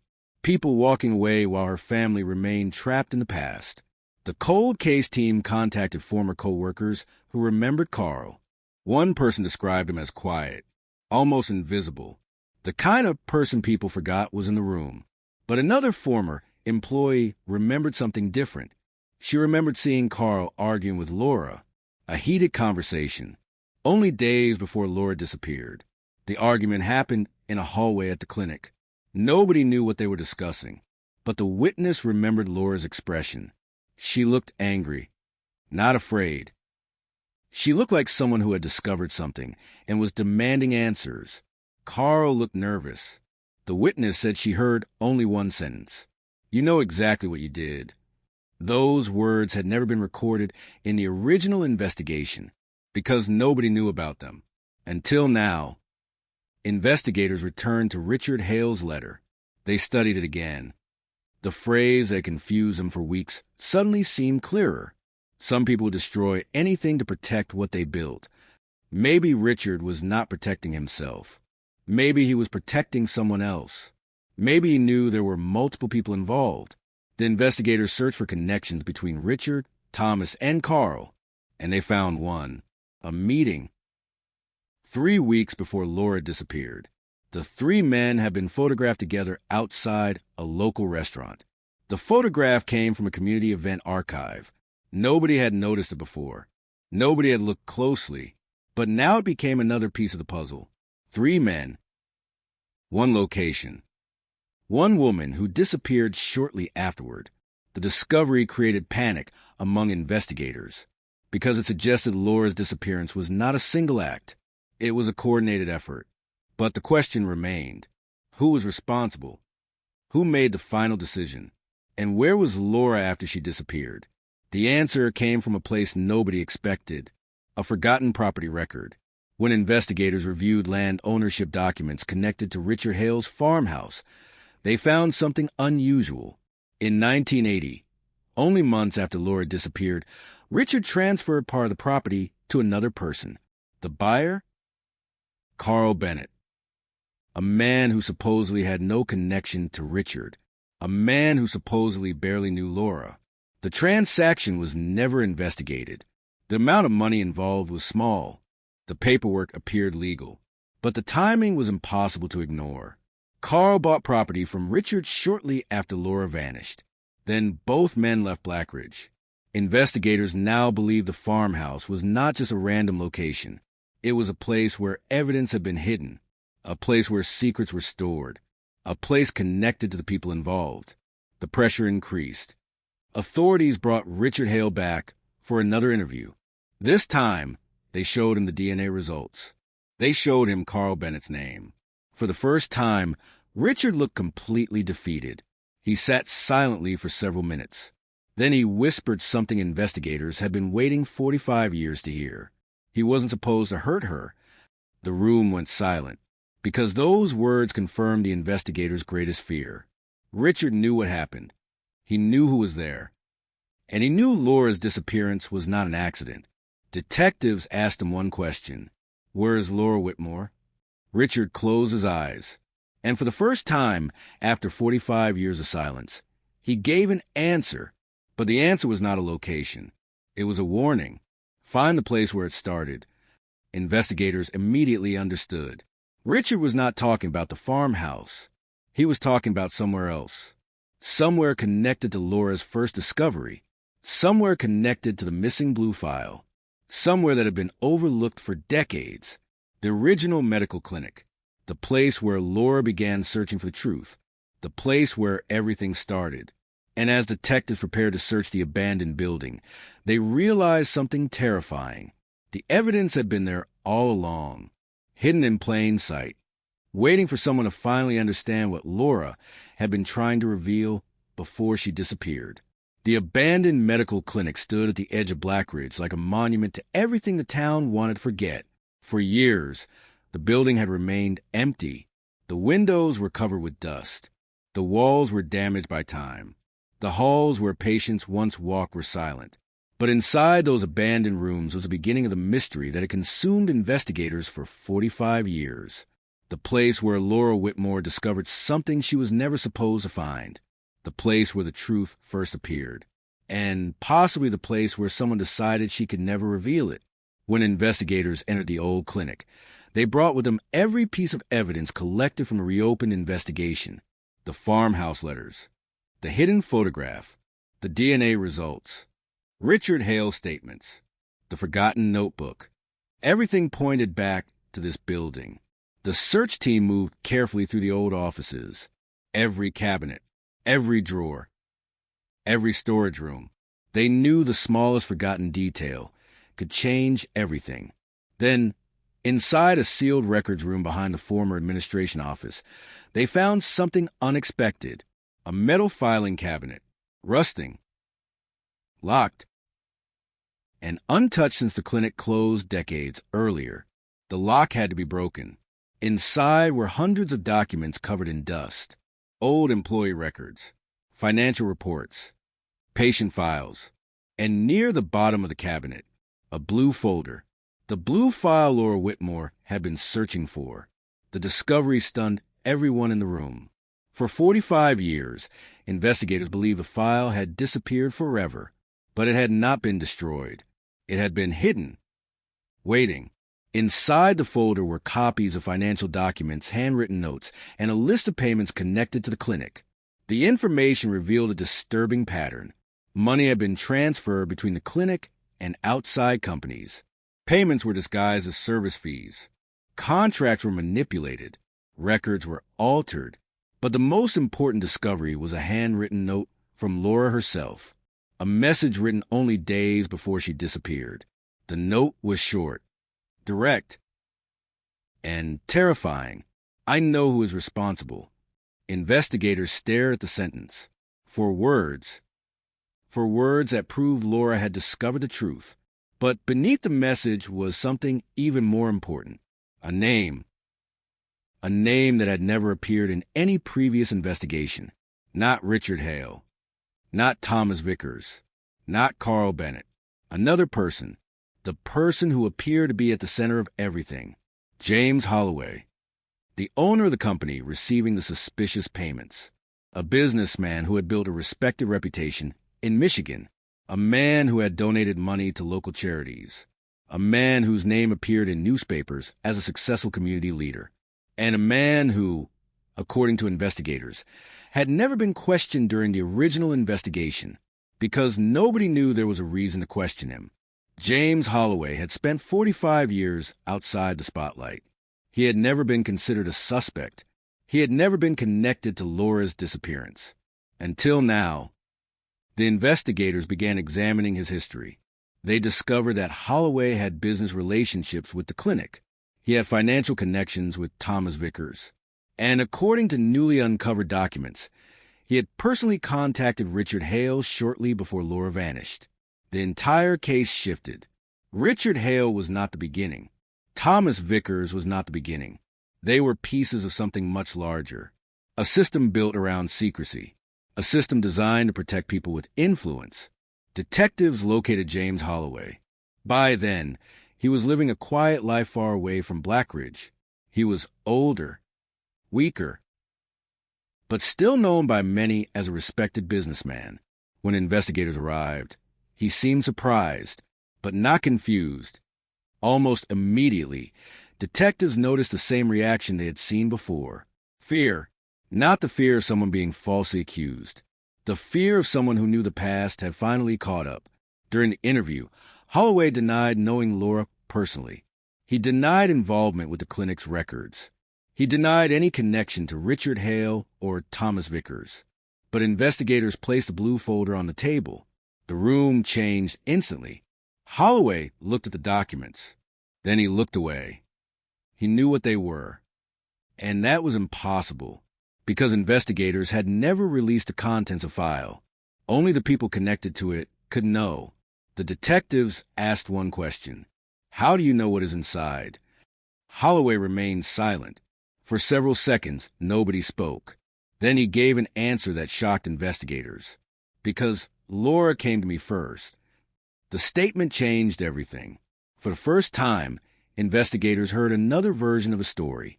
According to Holloway, Laura had discovered financial problems inside the clinic. She believed she had found evidence of illegal activity.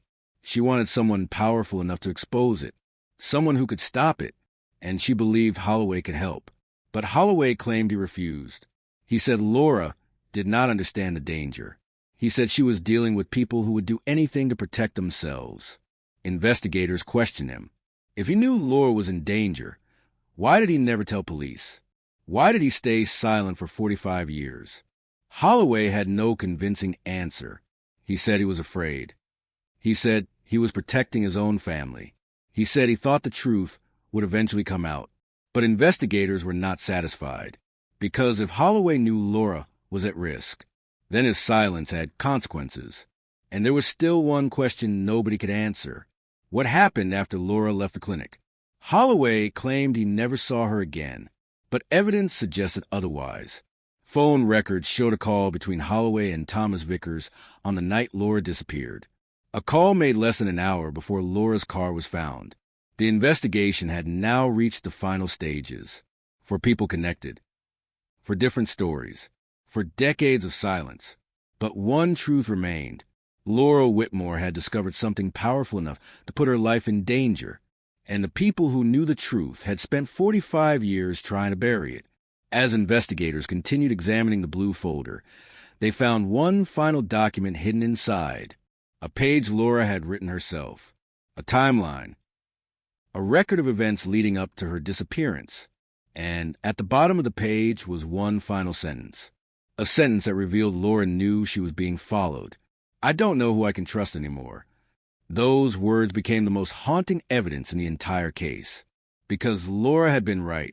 She could not trust the people around her. And now, after 45 years, investigators were finally closing on the night she disappeared. The night when a missing woman became a cold case. And the night when someone decided a secret was worth killing for. The sentence written by Laura Whitmore remained on the minds of every investigator who read it. I don't know who I can trust anymore. Those words were not written by someone who expected to disappear. They were written by someone who knew danger was approaching, someone who felt the walls closing in, someone who was desperately trying to leave behind a warning. For 45 years, the world believed Laura vanished without explanation, but the evidence inside the blue folder told a different story. Laura was not lost. She was searching for the truth, and the truth had put her directly in the path of people who had everything to lose. The cold case team continued examining the documents found inside the clinic. The deeper they looked, the clearer the structure became. Thomas Vickers handled the internal records. Carl Bennett had access to the information systems. Richard Hale provided assistance outside the clinic. And James Holloway controlled the financial network, connecting everything together. For people, for roles. One secret. But investigators still needed to understand what happened during the final hours of Laura's life. The evidence suggested that on the night she disappeared, Laura had arranged a meeting with someone she believed could help expose the truth. The question was, who was she meeting? The original assumption had always been Richard Hale, the mechanic, the man connected to the abandoned car, the man whose fingerprint was found decades later. But new evidence suggested Richard was not the person Laura went to see. He was only part of what happened afterward. Investigators returned to the old phone records. Most records from 1979 were incomplete. Many had been destroyed. But one surviving document revealed a call made from the clinic shortly before Laura left. The call was not to Richard. It was not to Thomas. It was to James Holloway, the businessman Laura believed could help her, the man she trusted with information that could expose the entire operation. Detectives questioned Holloway again. This time, they confronted him with the phone record. He could no longer deny the conversation. He admitted Laura called him. He admitted she wanted to meet, but he claimed he refused. He said he told her to go to the police. He said he was afraid of becoming involved. Investigators asked a question that had remained unanswered for decades. If you knew Laura was in danger, why did you let her leave? Holloway had no answer. He looked down, and after a long silence, he said something that changed the case. She wasn't supposed to be there. The detectives immediately focused on the statement. Where was Laura supposed to be? Who expected her somewhere else? Holloway refused to explain, but his reaction suggested something important. The night Laura disappeared was not random. Someone had arranged a meeting. Someone had expected her arrival, and someone had been waiting. Investigators began searching the area around the old service road again, the same location where Laura's car was found. Technology had changed dramatically since 1979. Ground scanning equipment, modern forensic mapping, advanced searches that were impossible decades earlier. The team expanded the search area beyond where police originally looked. And after several days, they found something buried beneath the earth, a rusted metal container, hidden deep beneath layers of soil.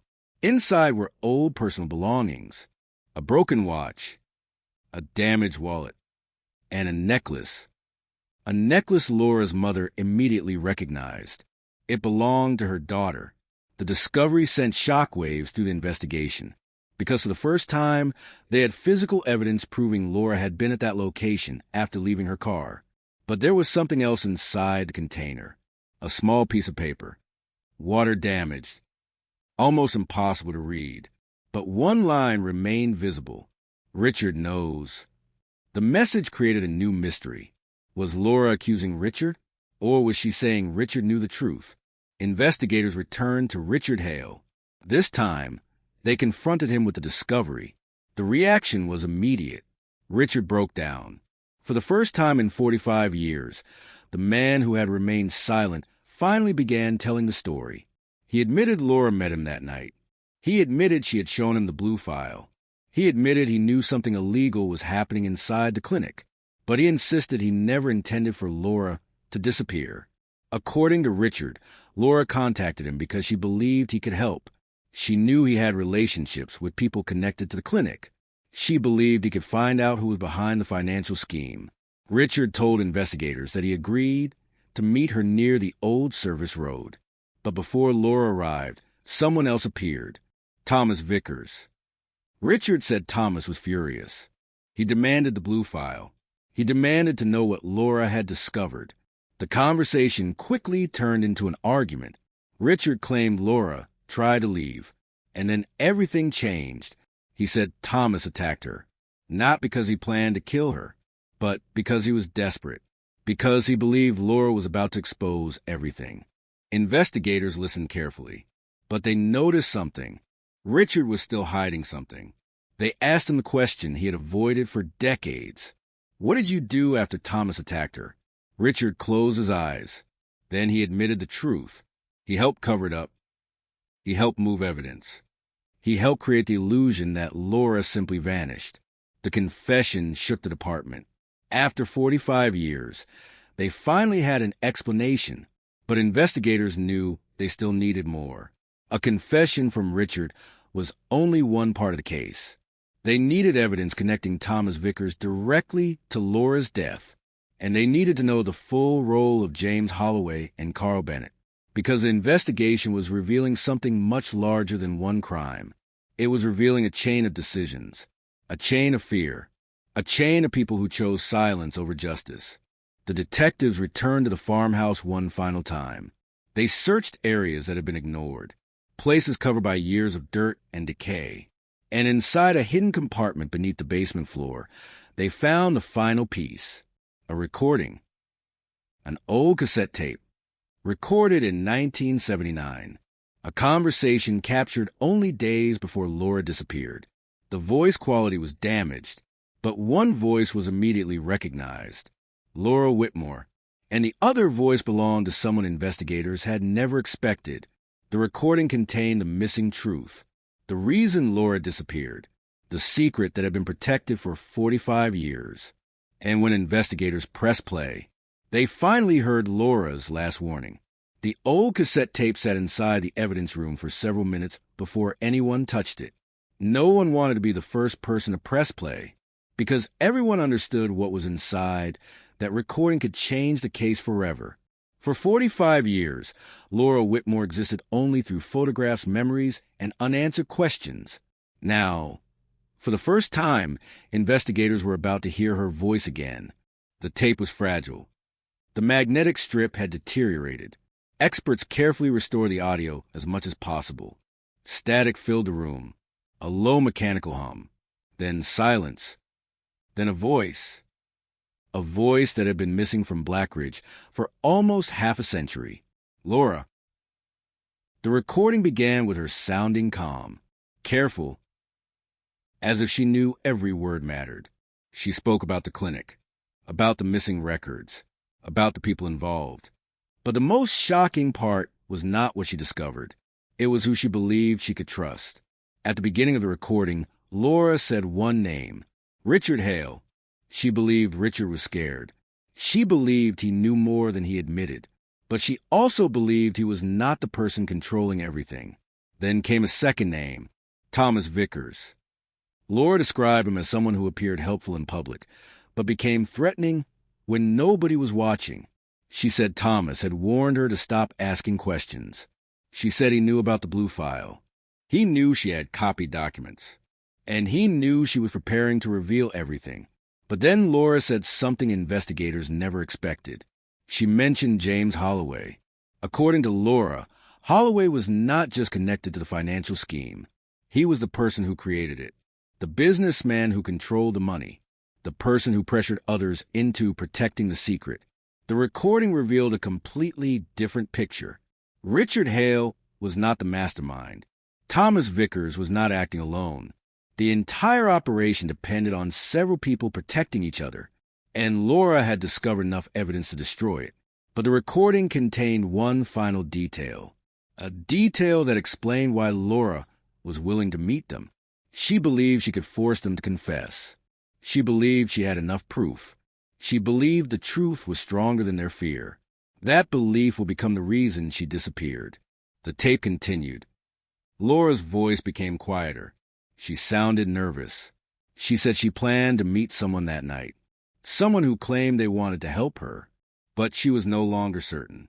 She said she had begun noticing things, her car being searched, anonymous calls, people watching her. And then came the final words recorded. "I think they know I found everything." The tape ended. The room went silent. After decades of uncertainty, investigators finally understood. Laura had known she was in danger. She had tried to leave evidence behind. She had tried to make sure someone would eventually find the truth, and she succeeded. But the recording created another mystery. Who made the tape? Laura clearly knew she was recording, but where was the original device? Why had the cassette been hidden? And why did nobody discover for 45 years? The investigation moved immediately. Experts analyzed the recording. They found something unexpected. The tape was not recorded at the clinic. It was recorded inside Richard Hale's farmhouse. The same farmhouse where the evidence box had been discovered. The same place where Laura's belongings had been hidden. The same place connected to the fingerprint evidence. Investigators now believed Richard had kept the tape all these years. But why? Was he trying to protect himself? Was he waiting for the right moment? Or was he trying to preserve the only evidence that could reveal the truth? Richard finally admitted the answer. He had hidden the tape because he was afraid, not of the police, not of prison, of James Holloway. Richard told investigators that after Laura disappeared, Holloway made it clear nobody could talk. Nobody could reveal what happened. Anyone who tried would lose everything.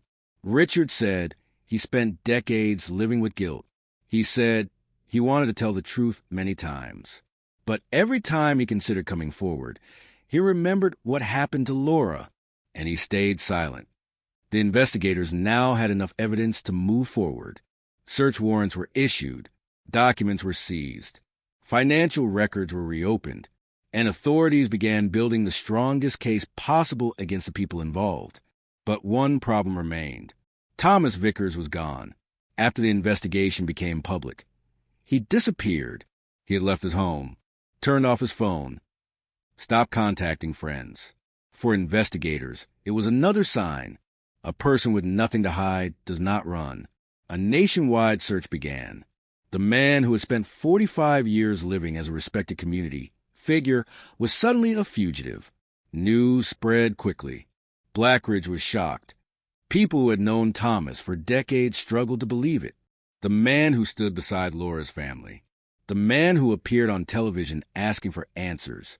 The man who claimed he wanted justice. Was now the person investigators believed was responsible.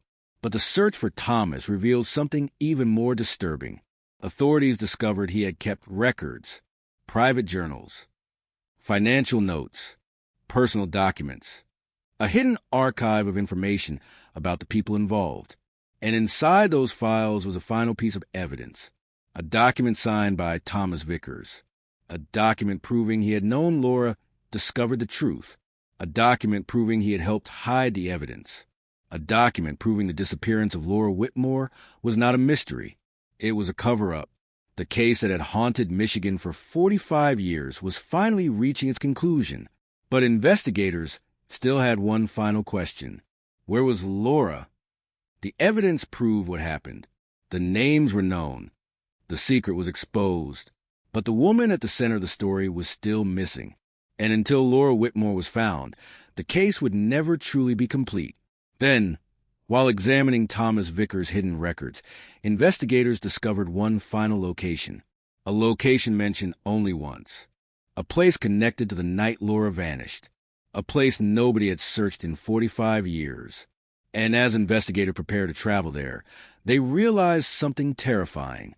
The answer to Laura's disappearance had been waiting all along, not hidden in another state, not buried in another investigation, but only a few miles from where the nightmare began. The location found inside Thomas Vickers' hidden records was only a few miles outside Blackridge, a forgotten piece of land surrounded by trees, an abandoned area that most people had stopped noticing decades ago. To anyone passing by, it looked meaningless, another empty space swallowed by time. But investigators knew better, because this location appeared in Thomas Vickers' private notes. A place he had never mentioned to police. A place connected to October 14th, 1979, the night Laura Whitmore disappeared. When the cold case team arrived, they moved carefully. Every step mattered. Every piece of soil could hold a secret. For 45 years, the truth had been buried. Now they were finally standing where the answers might have been hidden. The search began at sunrise. Forensic teams examined the area using modern technology, ground scanning equipment, advanced mapping systems, methods that did not exist when Laura first vanished. The original investigators had searched hundreds of locations, but they never searched this one because nobody knew it existed. Within hours, the team found something unusual, a disturbed section of ground near an old abandoned structure. The area appeared untouched for decades, but underneath the surface was evidence that something had once been buried there. Investigators carefully removed layers of soil, slowly, methodically. Then they found it, a piece of fabric. Old, weathered, but unmistakable. It matched the clothing Laura Whitmore was wearing on the night she disappeared. The discovery sent a wave of emotion through the department, because after 45 years of searching, they finally had confirmation. Laura had been there. She had not vanished into nowhere. She had not simply walked away. She had been brought to that location. The investigators continued, and several feet away, they found something even more significant, a damaged metal object, a small piece of jewelry, a necklace, the same necklace recovered earlier from the hidden container. The evidence connected the entire timeline, the farmhouse, the abandoned road, the hidden records, the people involved. Everything was pointing toward one night, one decision, one moment that changed everything. The remains were discovered shortly afterward. The identification process took several weeks, but the results confirmed what Laura's family had waited decades to hear. Laura Whitmore had finally been found. After 45 years, the missing woman from Blackridge was no longer a mystery.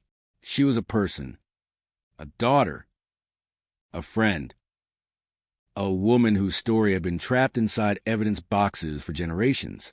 The announcement shook the community. People gathered outside the old clinic.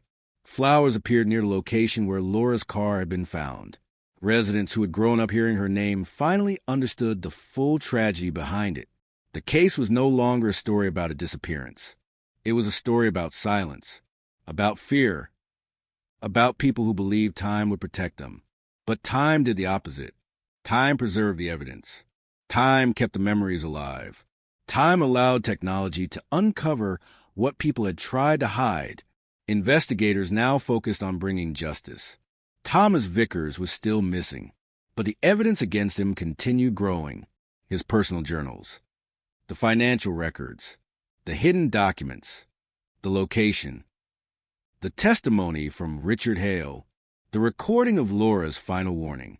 Together, they created a picture investigators believed was impossible to ignore. The search for Thomas intensified. Weeks passed, then months, but he remained hidden until one morning, authorities received an unexpected call. The information led investigators to a small rural town hundreds of miles away, a place where Thomas had been living under a different name. For years, he had managed to disappear, but he could not escape the evidence. When investigators arrived, Thomas did not run. He was older now, frilier. The confident man from the old newspaper photographs was gone. In his place was someone who looked like he had spent decades carrying the weight of what he had done. He was arrested without incident. The news spread instantly. The man who had once helped lead searches for Laura Whitmore was finally facing justice. During questioning, Thomas continued denying that he intended for Laura to die. He claimed everything happened too quickly. He claimed he only wanted the blue file. He claimed he never planned for things to go that far. But investigators were not interested in excuses. They wanted answers. They wanted to know why. Why protect a secret? Why destroy a life? Why allow a family to spend 45 years waiting? Thomas eventually admitted the truth. Not everything. Not every detail. But enough. He admitted confronting Laura. He admitted demanding the evidence. He admitted being responsible for the chain of events that ended with Laura's disappearance. And he admitted one final thing. He said Laura never stopped fighting. Even in her final moments, she believed someone would find the truth, that someone would uncover what happened, that justice would eventually arrive. And decades later, it did. The Michigan 1979 cold case cracked. The mystery that had haunted Blackridge for 45 years finally had an ending. But the story did not end with an arrest, because some cases leave scars that never disappear. Laura's family received answers, but they also received the painful reality of everything they lost. A lifetime that could never be returned, a future that was stolen, a daughter who never came home. The community of Blackridge changed forever. The old clinic was demolished. The abandoned road was renamed. The places connected to Laura's disappearance became reminders of a tragedy that shaped generations. But they also became reminders of something else. That no secret remained buried forever. Evidence can disappear. Witnesses can forget. People can run. But the truth has a way of surviving. Sometimes it waits inside an old photograph. Sometimes inside a forgotten letter. Sometimes inside a damaged cassette tape hidden for decades. And sometimes it waits for one final fingerprint to reveal everything. For 45 years, Laura Whitmore's name represented a question. Now it represents an answer. A cold case that refused to die. A mystery that refused to be forgotten. And a truth that finally found its way back into the light. The arrest of Thomas Vickers was supposed to be the final chapter of the Laura Whitmore investigation. For many people in Blackridge, it felt like the ending they had waited decades to see. A suspect in custody. A hidden truth revealed. A family finally given answers. But investigators knew something important. An arrest was not the same as justice. Because the story of Laura Whitmore was not only about the person responsible. It was about the years of silence. The people who looked away. The evidence that disappeared. And the choices made by those who knew the truth but decided to protect themselves. As prosecutors prepared the case, investigators continued examining every piece of evidence connected to the disappearance. They wanted to understand every decision, every conversation, every moment that led to October 14th, 1979. Because after 45 years, the question was no longer only what happened to Laura. The question was how so many people allowed it to remain hidden. The trial preparation revealed even more details. Thomas Vickers had not acted alone. That much was clear. But the role of each person involved became more complicated. Richard Hale became the most controversial figure in the investigation. To some, he was a criminal, a man who helped hide the truth, a man who allowed a family to suffer for decades. To others, he was someone trapped by fear. Someone who made one terrible decision and spent the rest of his life carrying the consequences. But investigators knew the reality was somewhere in between. Richard had choices. He could have spoken. He could have told police the truth. He could have ended the suffering years earlier. Instead, he protected the secret, and that silence became part of the tragedy. During additional interviews, Richard revealed more about the night Laura disappeared. He described a meeting near the old service road. He described Laura arriving with the blue folder. He described the confrontation. But one detail remained the hardest for him to explain. Why did he take Laura's belongings? Why did he hide the evidence? Why did he place the items inside the farmhouse? Richard finally admitted the answer. He said he believed he was protecting himself. At first, he thought Thomas would only scare Laura. He thought the situation would end with threats, a warning, a demand for silence. But when things went too far, Richard panicked. He said he saw the consequences of what happened, and instead of calling for help, he chose fear. He chose silence. He chose to help cover it up. The investigators listening to his confession understood something painful. Many crimes are not created by one decision. They are created by a series of smaller choices. One person decides to hide something. Another decides not to speak. Another decides to look away. And eventually, the truth becomes buried beneath years of silence. The case also revealed the final role of Carl Bennett. For years, investigators believed Carl may have been directly involved in Laura's disappearance. But the evidence showed a more complicated story. Carl had helped manipulate records. He had assisted in hiding financial information. He had knowledge of the operation inside the clinic. But investigators could not prove he was present during Laura's final moments. Instead, they discovered that Carl had left Blackridge because he knew the situation had become dangerous. He had been part of the secret, but he was also afraid of the people controlling it. His cooperation with investigators became one of the reasons the entire network finally collapsed. Through his testimony, authorities learned how the operation worked, how documents were altered, how money was moved, how people were pressured into silence, and how Laura Whitmore became the one person who refused to stop asking questions. The more investigators learned about Laura, the more they understood why she became a threat. She was not looking for attention. She was not trying to expose people for personal reasons. She believed she was doing the right thing. She believed someone needed to stop what was happening. And even when she realized she was in danger, she kept going. That determination became one of the most emotional parts of the investigation. Former co-workers described Laura as someone who believed rules mattered, someone who believed people deserved honesty, someone who could not ignore something wrong simply because ignoring it was easier. That was why she continued searching. That was why she created copies of documents. That was why she recorded her thoughts. She wanted the truth to survive even if she did not. And it did. The evidence she left behind survived longer than the people who tried to bury it. The old photograph survived. The letter survived. The fingerprint survived. The cassette tape survived. Every piece of evidence waited patiently until someone finally understood what it meant. The community of Blackridge continued struggling with the revelations. Many residents had known Thomas Vickers for decades. They remembered him as a neighbor, a volunteer, a respected businessman.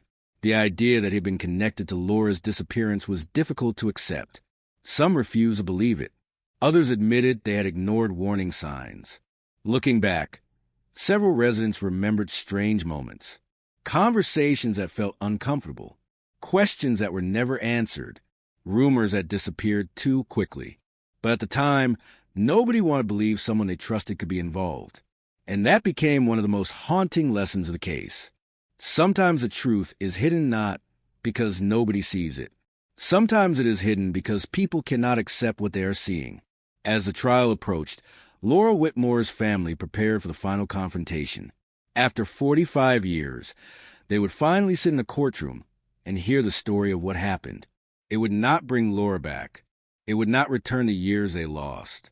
But it would give them something they had never had, a complete truth. For decades, they had lived with question.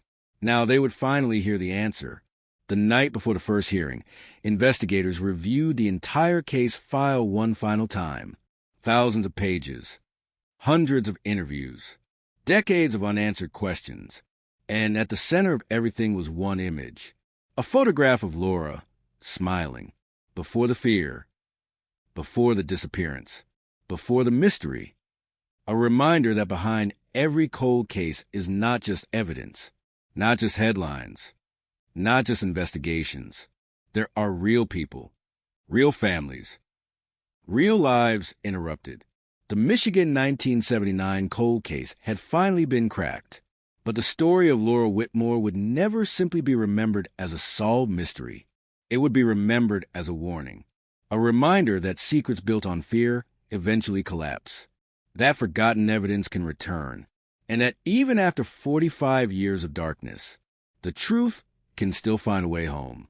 The courtroom in Blackridge was filled long before the first hearing began. People arrived from every corner of Michigan, former investigators, journalists, residents who had followed the case since 1979, and families who had spent decades wondering whether they would ever see justice.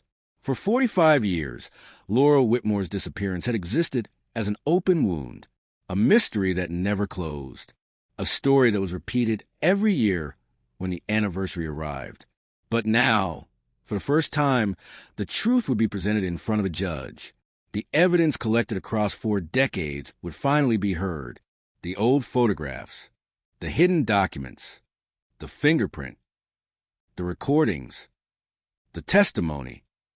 Every forgotten piece would finally have a voice. When Thomas Vickers entered the courtroom, the reaction was immediate. Many people who had known him looked away. The man they remembered was no longer the same person, the confident community leader, the helpful neighbor, the person who once stood beside Laura's family asking for answers. Now, he sat accused of helping hide those answers. The prosecution began by presenting the timeline. October 14th, 1979, the night Laura Whitmore disappeared. They explained how a young woman left her workplace carrying evidence she believed could expose serious wrongdoing. They explained how she trusted the wrong people. And they explained how a secret grew larger than anyone expected. The first major piece of evidence shown to the court was the blue folder, the same folder Laura had been searching for, the same folder that revealed the financial operation inside the clinic, the same folder that connected multiple people who had spent decades denying involvement. The prosecution argued that Laura's discovery threatened everything. Her knowledge threatened reputations, careers, money, power. And that fear became the reason she was silenced. Then came the recording. The courtroom became completely silent. Laura's voice filled the room, a voice that had been hidden for 45 years. People listened as she described the fear surrounding her, the missing documents, the warnings, the people she no longer trusted.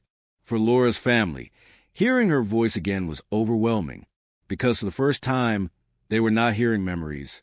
They were hearing Laura herself, her final attempt to tell the world what was happening. The prosecution then turned to Richard Hale. His testimony became one of the most important moments of the trial. For years, Richard had been considered only a suspect. Now he was a witness, a man forced to explain the choices he made. He admitted he had lied. He admitted he had hidden evidence. He admitted he allowed the investigation to follow the wrong path. But he also revealed the pressure he claimed came from Thomas Vickers and James Holloway. According to Richard, Thomas was the person who confronted Laura, the person who demanded the blue folder, the person whose actions caused everything to collapse. The defense attempted to challenge Richard's credibility. They argued that he was trying to reduce his own responsibility. They pointed out that he had remained silent for decades. They questioned why anyone should believe a man who waited 45 years to tell the truth. And those questions affected the courtroom, because Richard's story had one undeniable weakness. He had helped create the silence. But prosecutors responded with a simple argument. A person can be guilty of making terrible choices and still reveal the truth. The evidence did not depend only on Richard. It depended on everything collected over decades: the fingerprint, the documents, the recordings, the financial records, the hidden locations. The investigators showed the jury how every piece connected. One clue alone could be questioned, but together they created a pattern that was impossible to ignore. The most emotional moment came when Laura's family spoke. Her mother was no longer alive to see justice. She had spent her final years believing her daughter deserved answers. But Laura's younger brother stood before the court.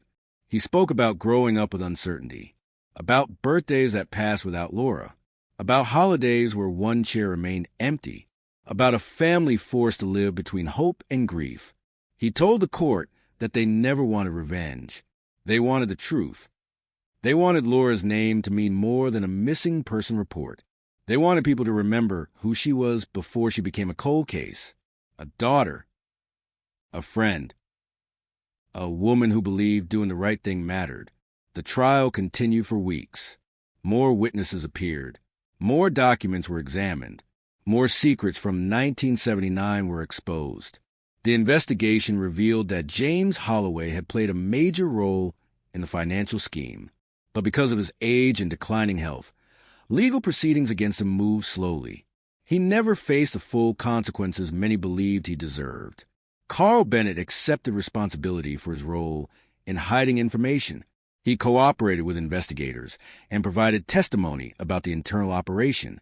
His statements helped explain how the group worked together, not through loyalty, but through fear. Everyone involved believed protecting the secret was easier than facing the truth, until the truth became impossible to hide. The final days of the trial focused on Thomas Vickers. The prosecution presented the final evidence: his hidden journals, his financial records, his knowledge of the blue folder, his connection to the abandoned location, and most importantly, his own words, statements showing he knew information that only someone involved could know. The jury deliberated. The town waited. For decades, Blackridge had waited. Then the verdict arrived: guilty. The courtroom remained silent. Not a celebration, not a victory, just a moment of recognition. A moment when everyone understood that no verdict could return what was lost. Justice had arrived late, very late, but it had arrived. Outside the courthouse, reporters gathered. The headlines spread across the country. Michigan 1979 cold case cracked. New evidence ends 45-year mystery. But for those who knew Laura, the headline was not the ending. It was only proof that she had not been forgotten. Because the most important discovery of the entire investigation was not the identity of the people responsible. It was the realization that Laura's voice had survived, even after decades, even after evidence was buried, even after people tried to erase what happened. Her story remained. And sometimes that is what solves the coldest cases. Not luck, not coincidence, but one person who refuses to let the truth disappear. The verdict brought an ending to the legal battle, but it did not erase the years that had been lost. For the people of Blackridge, the conclusion of the trial created a strange feeling: relief, sadness, and a painful understanding that some answers arrived too late. For 45 years, Laura Whitmore's name had been connected to a question: where did she go? Now that question had finally been answered, but the answer carried a heavy cost. A young woman who believed the truth mattered had spent decades waiting for the world to listen. And when the world finally did, it was far too late. After the trial ended, investigators returned to the original case files one final time. They wanted to understand how a disappearance could remain unsolved for so long. How could a case with so many connections remain hidden for nearly half a century? The answer was not one mistake. It was a series of failures. A witness who stayed silent, a suspect who lied, evidence that was never examined, records that disappeared, and a community that wanted to believe something terrible could never happen in their own town. The original investigators in 1979 were not careless. They searched. They questioned people. They followed leads. But they were working with limited technology, limited information, and a group of people who understood exactly how to hide the truth. The criminals did not need to erase everything. They only needed to create confusion. One false statement, one missing document, one person willing to say nothing. That was enough to slow the investigation, enough to push Laura's story into the cold case files, until time changed everything.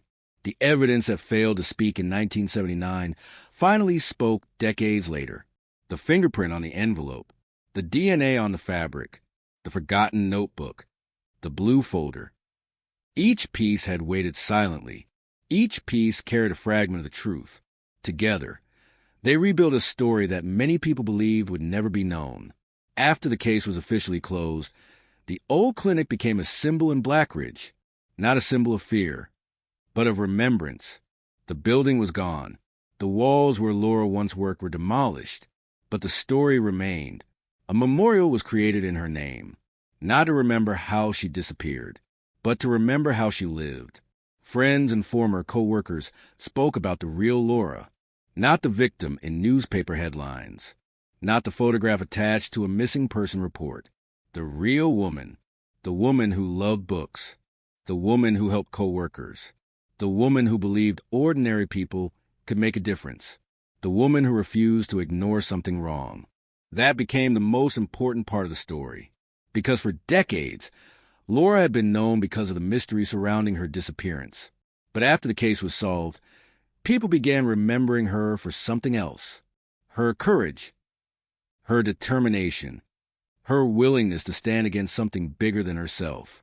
The investigation also changed how cold cases were handled across Michigan. Law enforcement agencies reviewed old files. They reopened forgotten evidence. They looked again at cases once considered impossible, because Laura's case proved something important. A cold case is not always a dead case. Sometimes evidence is simply waiting for the right moment, the right technology, the right person willing to look again. Years after the trial, one final interview was conducted with a retired detective who had worked on the original investigation. He was asked what he thought about the case finally being solved. He looked through old photographs. He looked at Laura's file. And he gave an answer that stayed with many people. He said the hardest part was knowing the truth had always been close. The clues were there. The names were there. The connections were there. But nobody had the complete picture. Until one forgotten fingerprint brought everything together. The detective explained that investigations are like puzzles. Sometimes the final piece is not the biggest one. Sometimes it is the smallest. A tiny detail ignored for years. A detail everyone thought did not matter. Until suddenly, it changes everything. That was exactly what happened with Laura Whitmore. One fingerprint. One photograph. One hidden recording, one piece of evidence that survived when everything else disappeared. The case became one of Michigan's most discussed cold cases, not because of the crime alone, but because of the way the truth returned. Slowly, quietly, patiently. The people responsible believed time would protect them.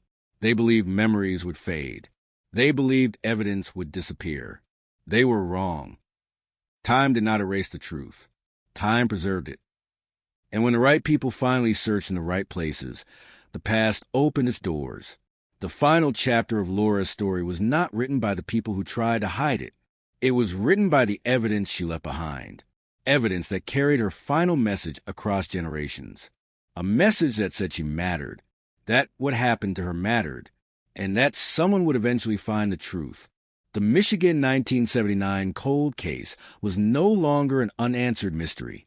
It was a reminder that every missing person has a story. Every piece of evidence has a purpose. And every secret, no matter how carefully buried, has an expiration date. Because 45 years after Laura Whitmore disappeared, the silence finally broke. The forgotten clues finally connected. And the truth finally came home. Years after the investigation ended, the name Laura Whitmore continued to echo through Michigan. The case was officially closed. The court records were complete. The evidence had been archived. The headlines had disappeared from the front pages. But some stories do not end when the trial ends. Some stories remain because they change the people who hear them. The Michigan 1979 cold case became one of those stories. A reminder that behind every forgotten file is a person who once had dreams, plans, and a future that was never allowed to happen. For decades, Laura's disappearance was treated as a mystery, a puzzle, a question without an answer. But after the truth emerged, people began seeing the case differently. It was no longer only about what happened on that cold October night. It was about everything that came before. The choices Laura made, the risks she took, the courage she showed when she realized powerful people wanted her silent. Investigators who studied the case years later often return to the same question. Why did Laura keep searching? Why did she continue investigating when she knew someone was watching her? The answer was found in the memories of the people who knew her. Laura believed that doing nothing was also a decision. She believed ignoring wrongdoing allowed it to continue, and that belief pushed her forward. She was not a detective. She was not a law enforcement officer. She was an ordinary person who noticed something wrong and refused to pretend it was normal. That was what made her dangerous to the people hiding the truth, not because she had power, but because she had determination. The evidence revealed that many people involved believed they could control the situation. They believed they could intimidate Laura. They believed they could remove documents. They believed they could change the story. But they misunderstood something. They believed the truth depended on people. It did not. The truth depended on evidence. And evidence has a way of surviving. The old cassette tape survived. The documents survived. The photograph survived. The fingerprint survived. Even the memories survived. Every person who remembered a strange conversation, every person who noticed something unusual, every person who carried a small piece of information for decades unknowingly protected a part of Laura's story. That was why the case was finally solved. Not because of one person, but because thousands of small details eventually came together. The investigation also changed the way people looked at the phrase cold case. For many, a cold case meant a case that had failed, a case that had no future, a case forgotten in an archive. But Laura's story proved something different. A cold case is not always abandoned, waiting for technology, waiting for someone to ask a new question, waiting for someone to examine an old piece of evidence with new eyes. The fingerprint that broke the case was not discovered because investigators were lucky. It was discovered because someone decided to look again. That decision changed everything. In the years following the trial, Laura's family continued to honor her memory. They created traditions. They shared photographs. They told stories about who she was before the headlines, because they did not want Laura remembered only as a victim. They wanted people to know the woman behind the mystery, the woman who laughed loudly, the woman who cared deeply, the woman who believed people deserved honesty. For a family, the trial brought answers, but answers do not erase pain. 45 years is an entire lifetime, a lifetime of birthdays missed, a lifetime of unanswered questions, a lifetime wondering whether the phone might ring one day, whether a familiar face might appear, whether Laura might somehow return. That hope is something many families of missing people understand. It is the hardest part in an unsolved case, not knowing, not being able to say goodbye, not knowing whether to hold on or move forward. Laura's family finally had the truth, but they also carried the knowledge of everything that had been taken away. The investigation into the Michigan 1979 cold case became a lesson for future generations of detectives. Never ignore small details. Never assume a quiet person has nothing important to say. Never believe time destroys every secret, because sometimes time does the opposite. Sometimes time protects the evidence until the world is ready to understand it.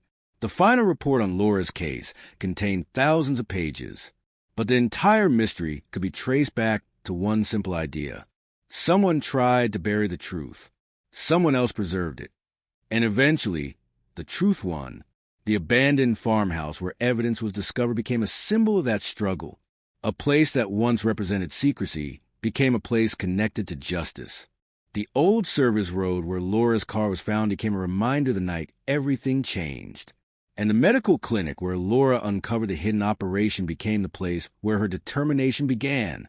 3 locations, 3 pieces of a story, 3 reminders that the past never truly disappears. Even after decades, even after people move away, even after buildings fall apart, the past leaves traces. A sound on an old recording, a mark on an envelope, a name written in a forgotten notebook, a memory someone thought was too small to matter. Those traces are what bring cold cases back to life. And that is why Laura Whitmore's story continues to be remembered, not because the mystery lasted 45 years, but because the truth lasted longer. The people who tried to hide it eventually lost control. The evidence they ignored became the evidence that exposed them. The silence they created became the reason investigators searched harder. And the story they wanted forgotten became one of the most unforgettable cases in Michigan history. A woman disappeared in 1979. A community waited. A family searched. Investigators refused to stop. And 45 years later, a forgotten fingerprint finally answered the question that haunted everyone. What happened to Laura Whitmore? The answer was painful. The truth was difficult. But the mystery was finally over. And in the end, the final message from Laura was not written in words. It was written in the evidence she left behind. A message that survived decades of silence. A message that proved one thing. The truth may be delayed. The truth may be hidden. The truth may be buried beneath years of fear and deception. But the truth does not disappear. It waits. And eventually, it finds its way back. The final years after the case was solved brought something unexpected to Blackridge. Not another investigation, not another discovery, but reflection. A town that had once been defined by a mystery was now defined by the truth that finally emerged. For decades, people had driven past the roads connected to Laura Whitmore's disappearance without knowing what had happened there. They passed the old clinic. They passed the abandoned service road. They passed the farmhouse. Places that looked ordinary, places that carried extraordinary secrets. But after the case was solved, those locations became reminders of one of the most important lessons from the investigation. The truth does not always arrive quickly. Sometimes it arrives after years of waiting. Sometimes it arrives after everyone believes it never will. And sometimes it arrives through the smallest forgotten detail. A fingerprint.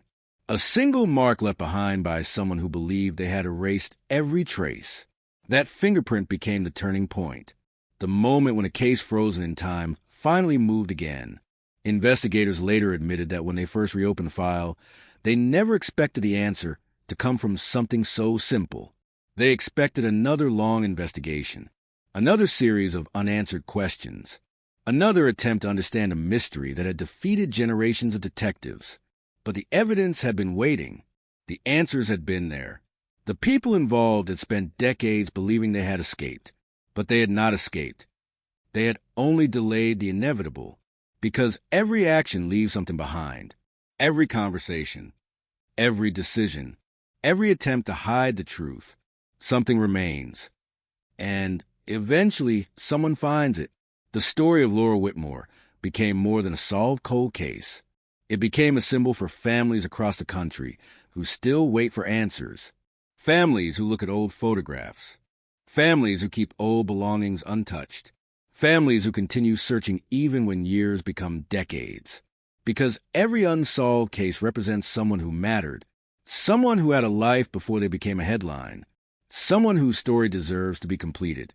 That was why investigators continued sharing Laura's case. Not a focus on the people who caused the tragedy, but to remind others that victims should never become forgotten files. Laura was more than the woman at the center of a mystery. She was more than a name in an investigation report. She was someone who noticed wrongdoing, someone who tried to make things right, someone whose final actions helped reveal a truth that powerful people tried to bury. The evidence she left behind became her final statement. The documents became her voice. The recording became her warning. The hidden clues became her message to the future. And the future finally listened. Years later, a young detective assigned to review historical cases described Laura's investigation as one of the most unusual cases he had ever studied. He said the most powerful part was not the arrest. It was a timeline. How a case could disappear into silence, then suddenly return because someone asked a different question. That was the difference between failure and discovery. The original investigation had not ended because the truth was impossible to find. It ended because the truth was incomplete. The missing pieces were scattered. And once those pieces were finally placed together, the picture became clear. A woman who refused to stay silent. A group of people who feared exposure. A cover-up that lasted for decades. And evidence that waited patiently for the moment it could finally speak. The Michigan 1979 cold case cracked not because the past changed. The past never changed. What changed was the ability to see it. New technology revealed old secrets. New investigators challenged old assumptions. And forgotten evidence received the attention it always deserved. That was a true ending of Laura Whitmore's story. Not just an arrest. Not just a conviction. But the restoration of a truth that had been denied for far too long. The people of Blackridge eventually learned to live with the history surrounding the case. The tragedy remained. The pain remained. But so did something else. A sense of closure. The knowledge that Laura was no longer missing. The knowledge that her story had been heard. The knowledge that the question that haunted generations finally had an answer. 45 years after that cold October night, the silence ended. The empty spaces were filled. The unanswered questions became evidence. The rumors became facts. And the mystery that once seemed impossible finally became history. But perhaps the most powerful part of Laura Whitmore's story is not how long the case remained unsolved. It is that the truth survived all those years. It survived the lies. It survived the fear. It survived the people who wanted it forgotten. Because truth does not need permission to exist.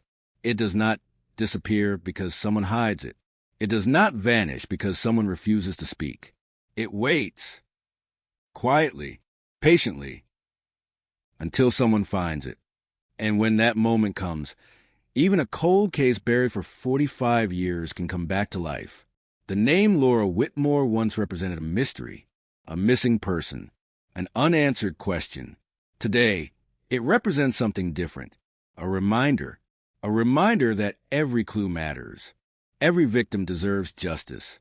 Every family deserves answers. And every secret, no matter how deeply buried, eventually faces the same fate. It is discovered. It is exposed. And it is finally brought into the light. The story of Laura Whitmore did not disappear after the final verdict. In some ways, that was when the real legacy of the case began, because the investigation was no longer about finding a missing woman. It was about remembering one. For decades, Laura's name existed in police databases, old newspaper articles, and forgotten investigation files. A photograph attached to a question, a name attached to a mystery. But after the truth emerged, everything changed. People began learning who Laura was before the disappearance. They learned about the person behind the headlines. The woman who walked through Blackridge believing the world around her was mostly honest. The woman who trusted people. The woman who believed that when something was wrong, someone had to speak up. That belief was what placed her in danger. But it was also what kept her story alive. Because the same determination that pushed Laura to uncover the truth became the reason investigators never stopped searching. Every cold case has a moment when it either disappears forever or finds a way back. For Laura Whitmore, that moment came 45 years later. Not with a dramatic confession, not with a sudden discovery of a hidden witness, but with a forgotten fingerprint. A small piece of evidence left behind by someone who never imagined it would matter. That was the irony of the entire investigation. The people responsible spent years trying to control the story. They controlled what people knew. They controlled what was reported. They controlled what evidence was seen. But they could not control time. Time preserved what they wanted forgotten. Time protected what they tried to erase. And eventually, time turned against them. The final investigation report became one of the most detailed cold case files ever assembled in the region. It documented every discovery, every mistake, every breakthrough. But investigators said the most important part was not the evidence.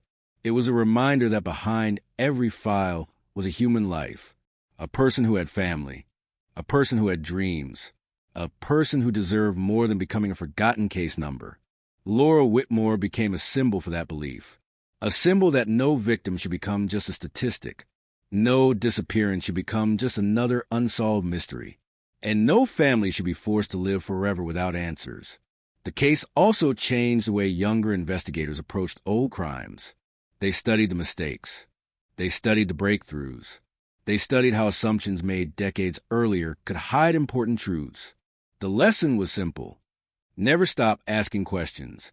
Never assume an old case has no answers. Never believe time has erased everything.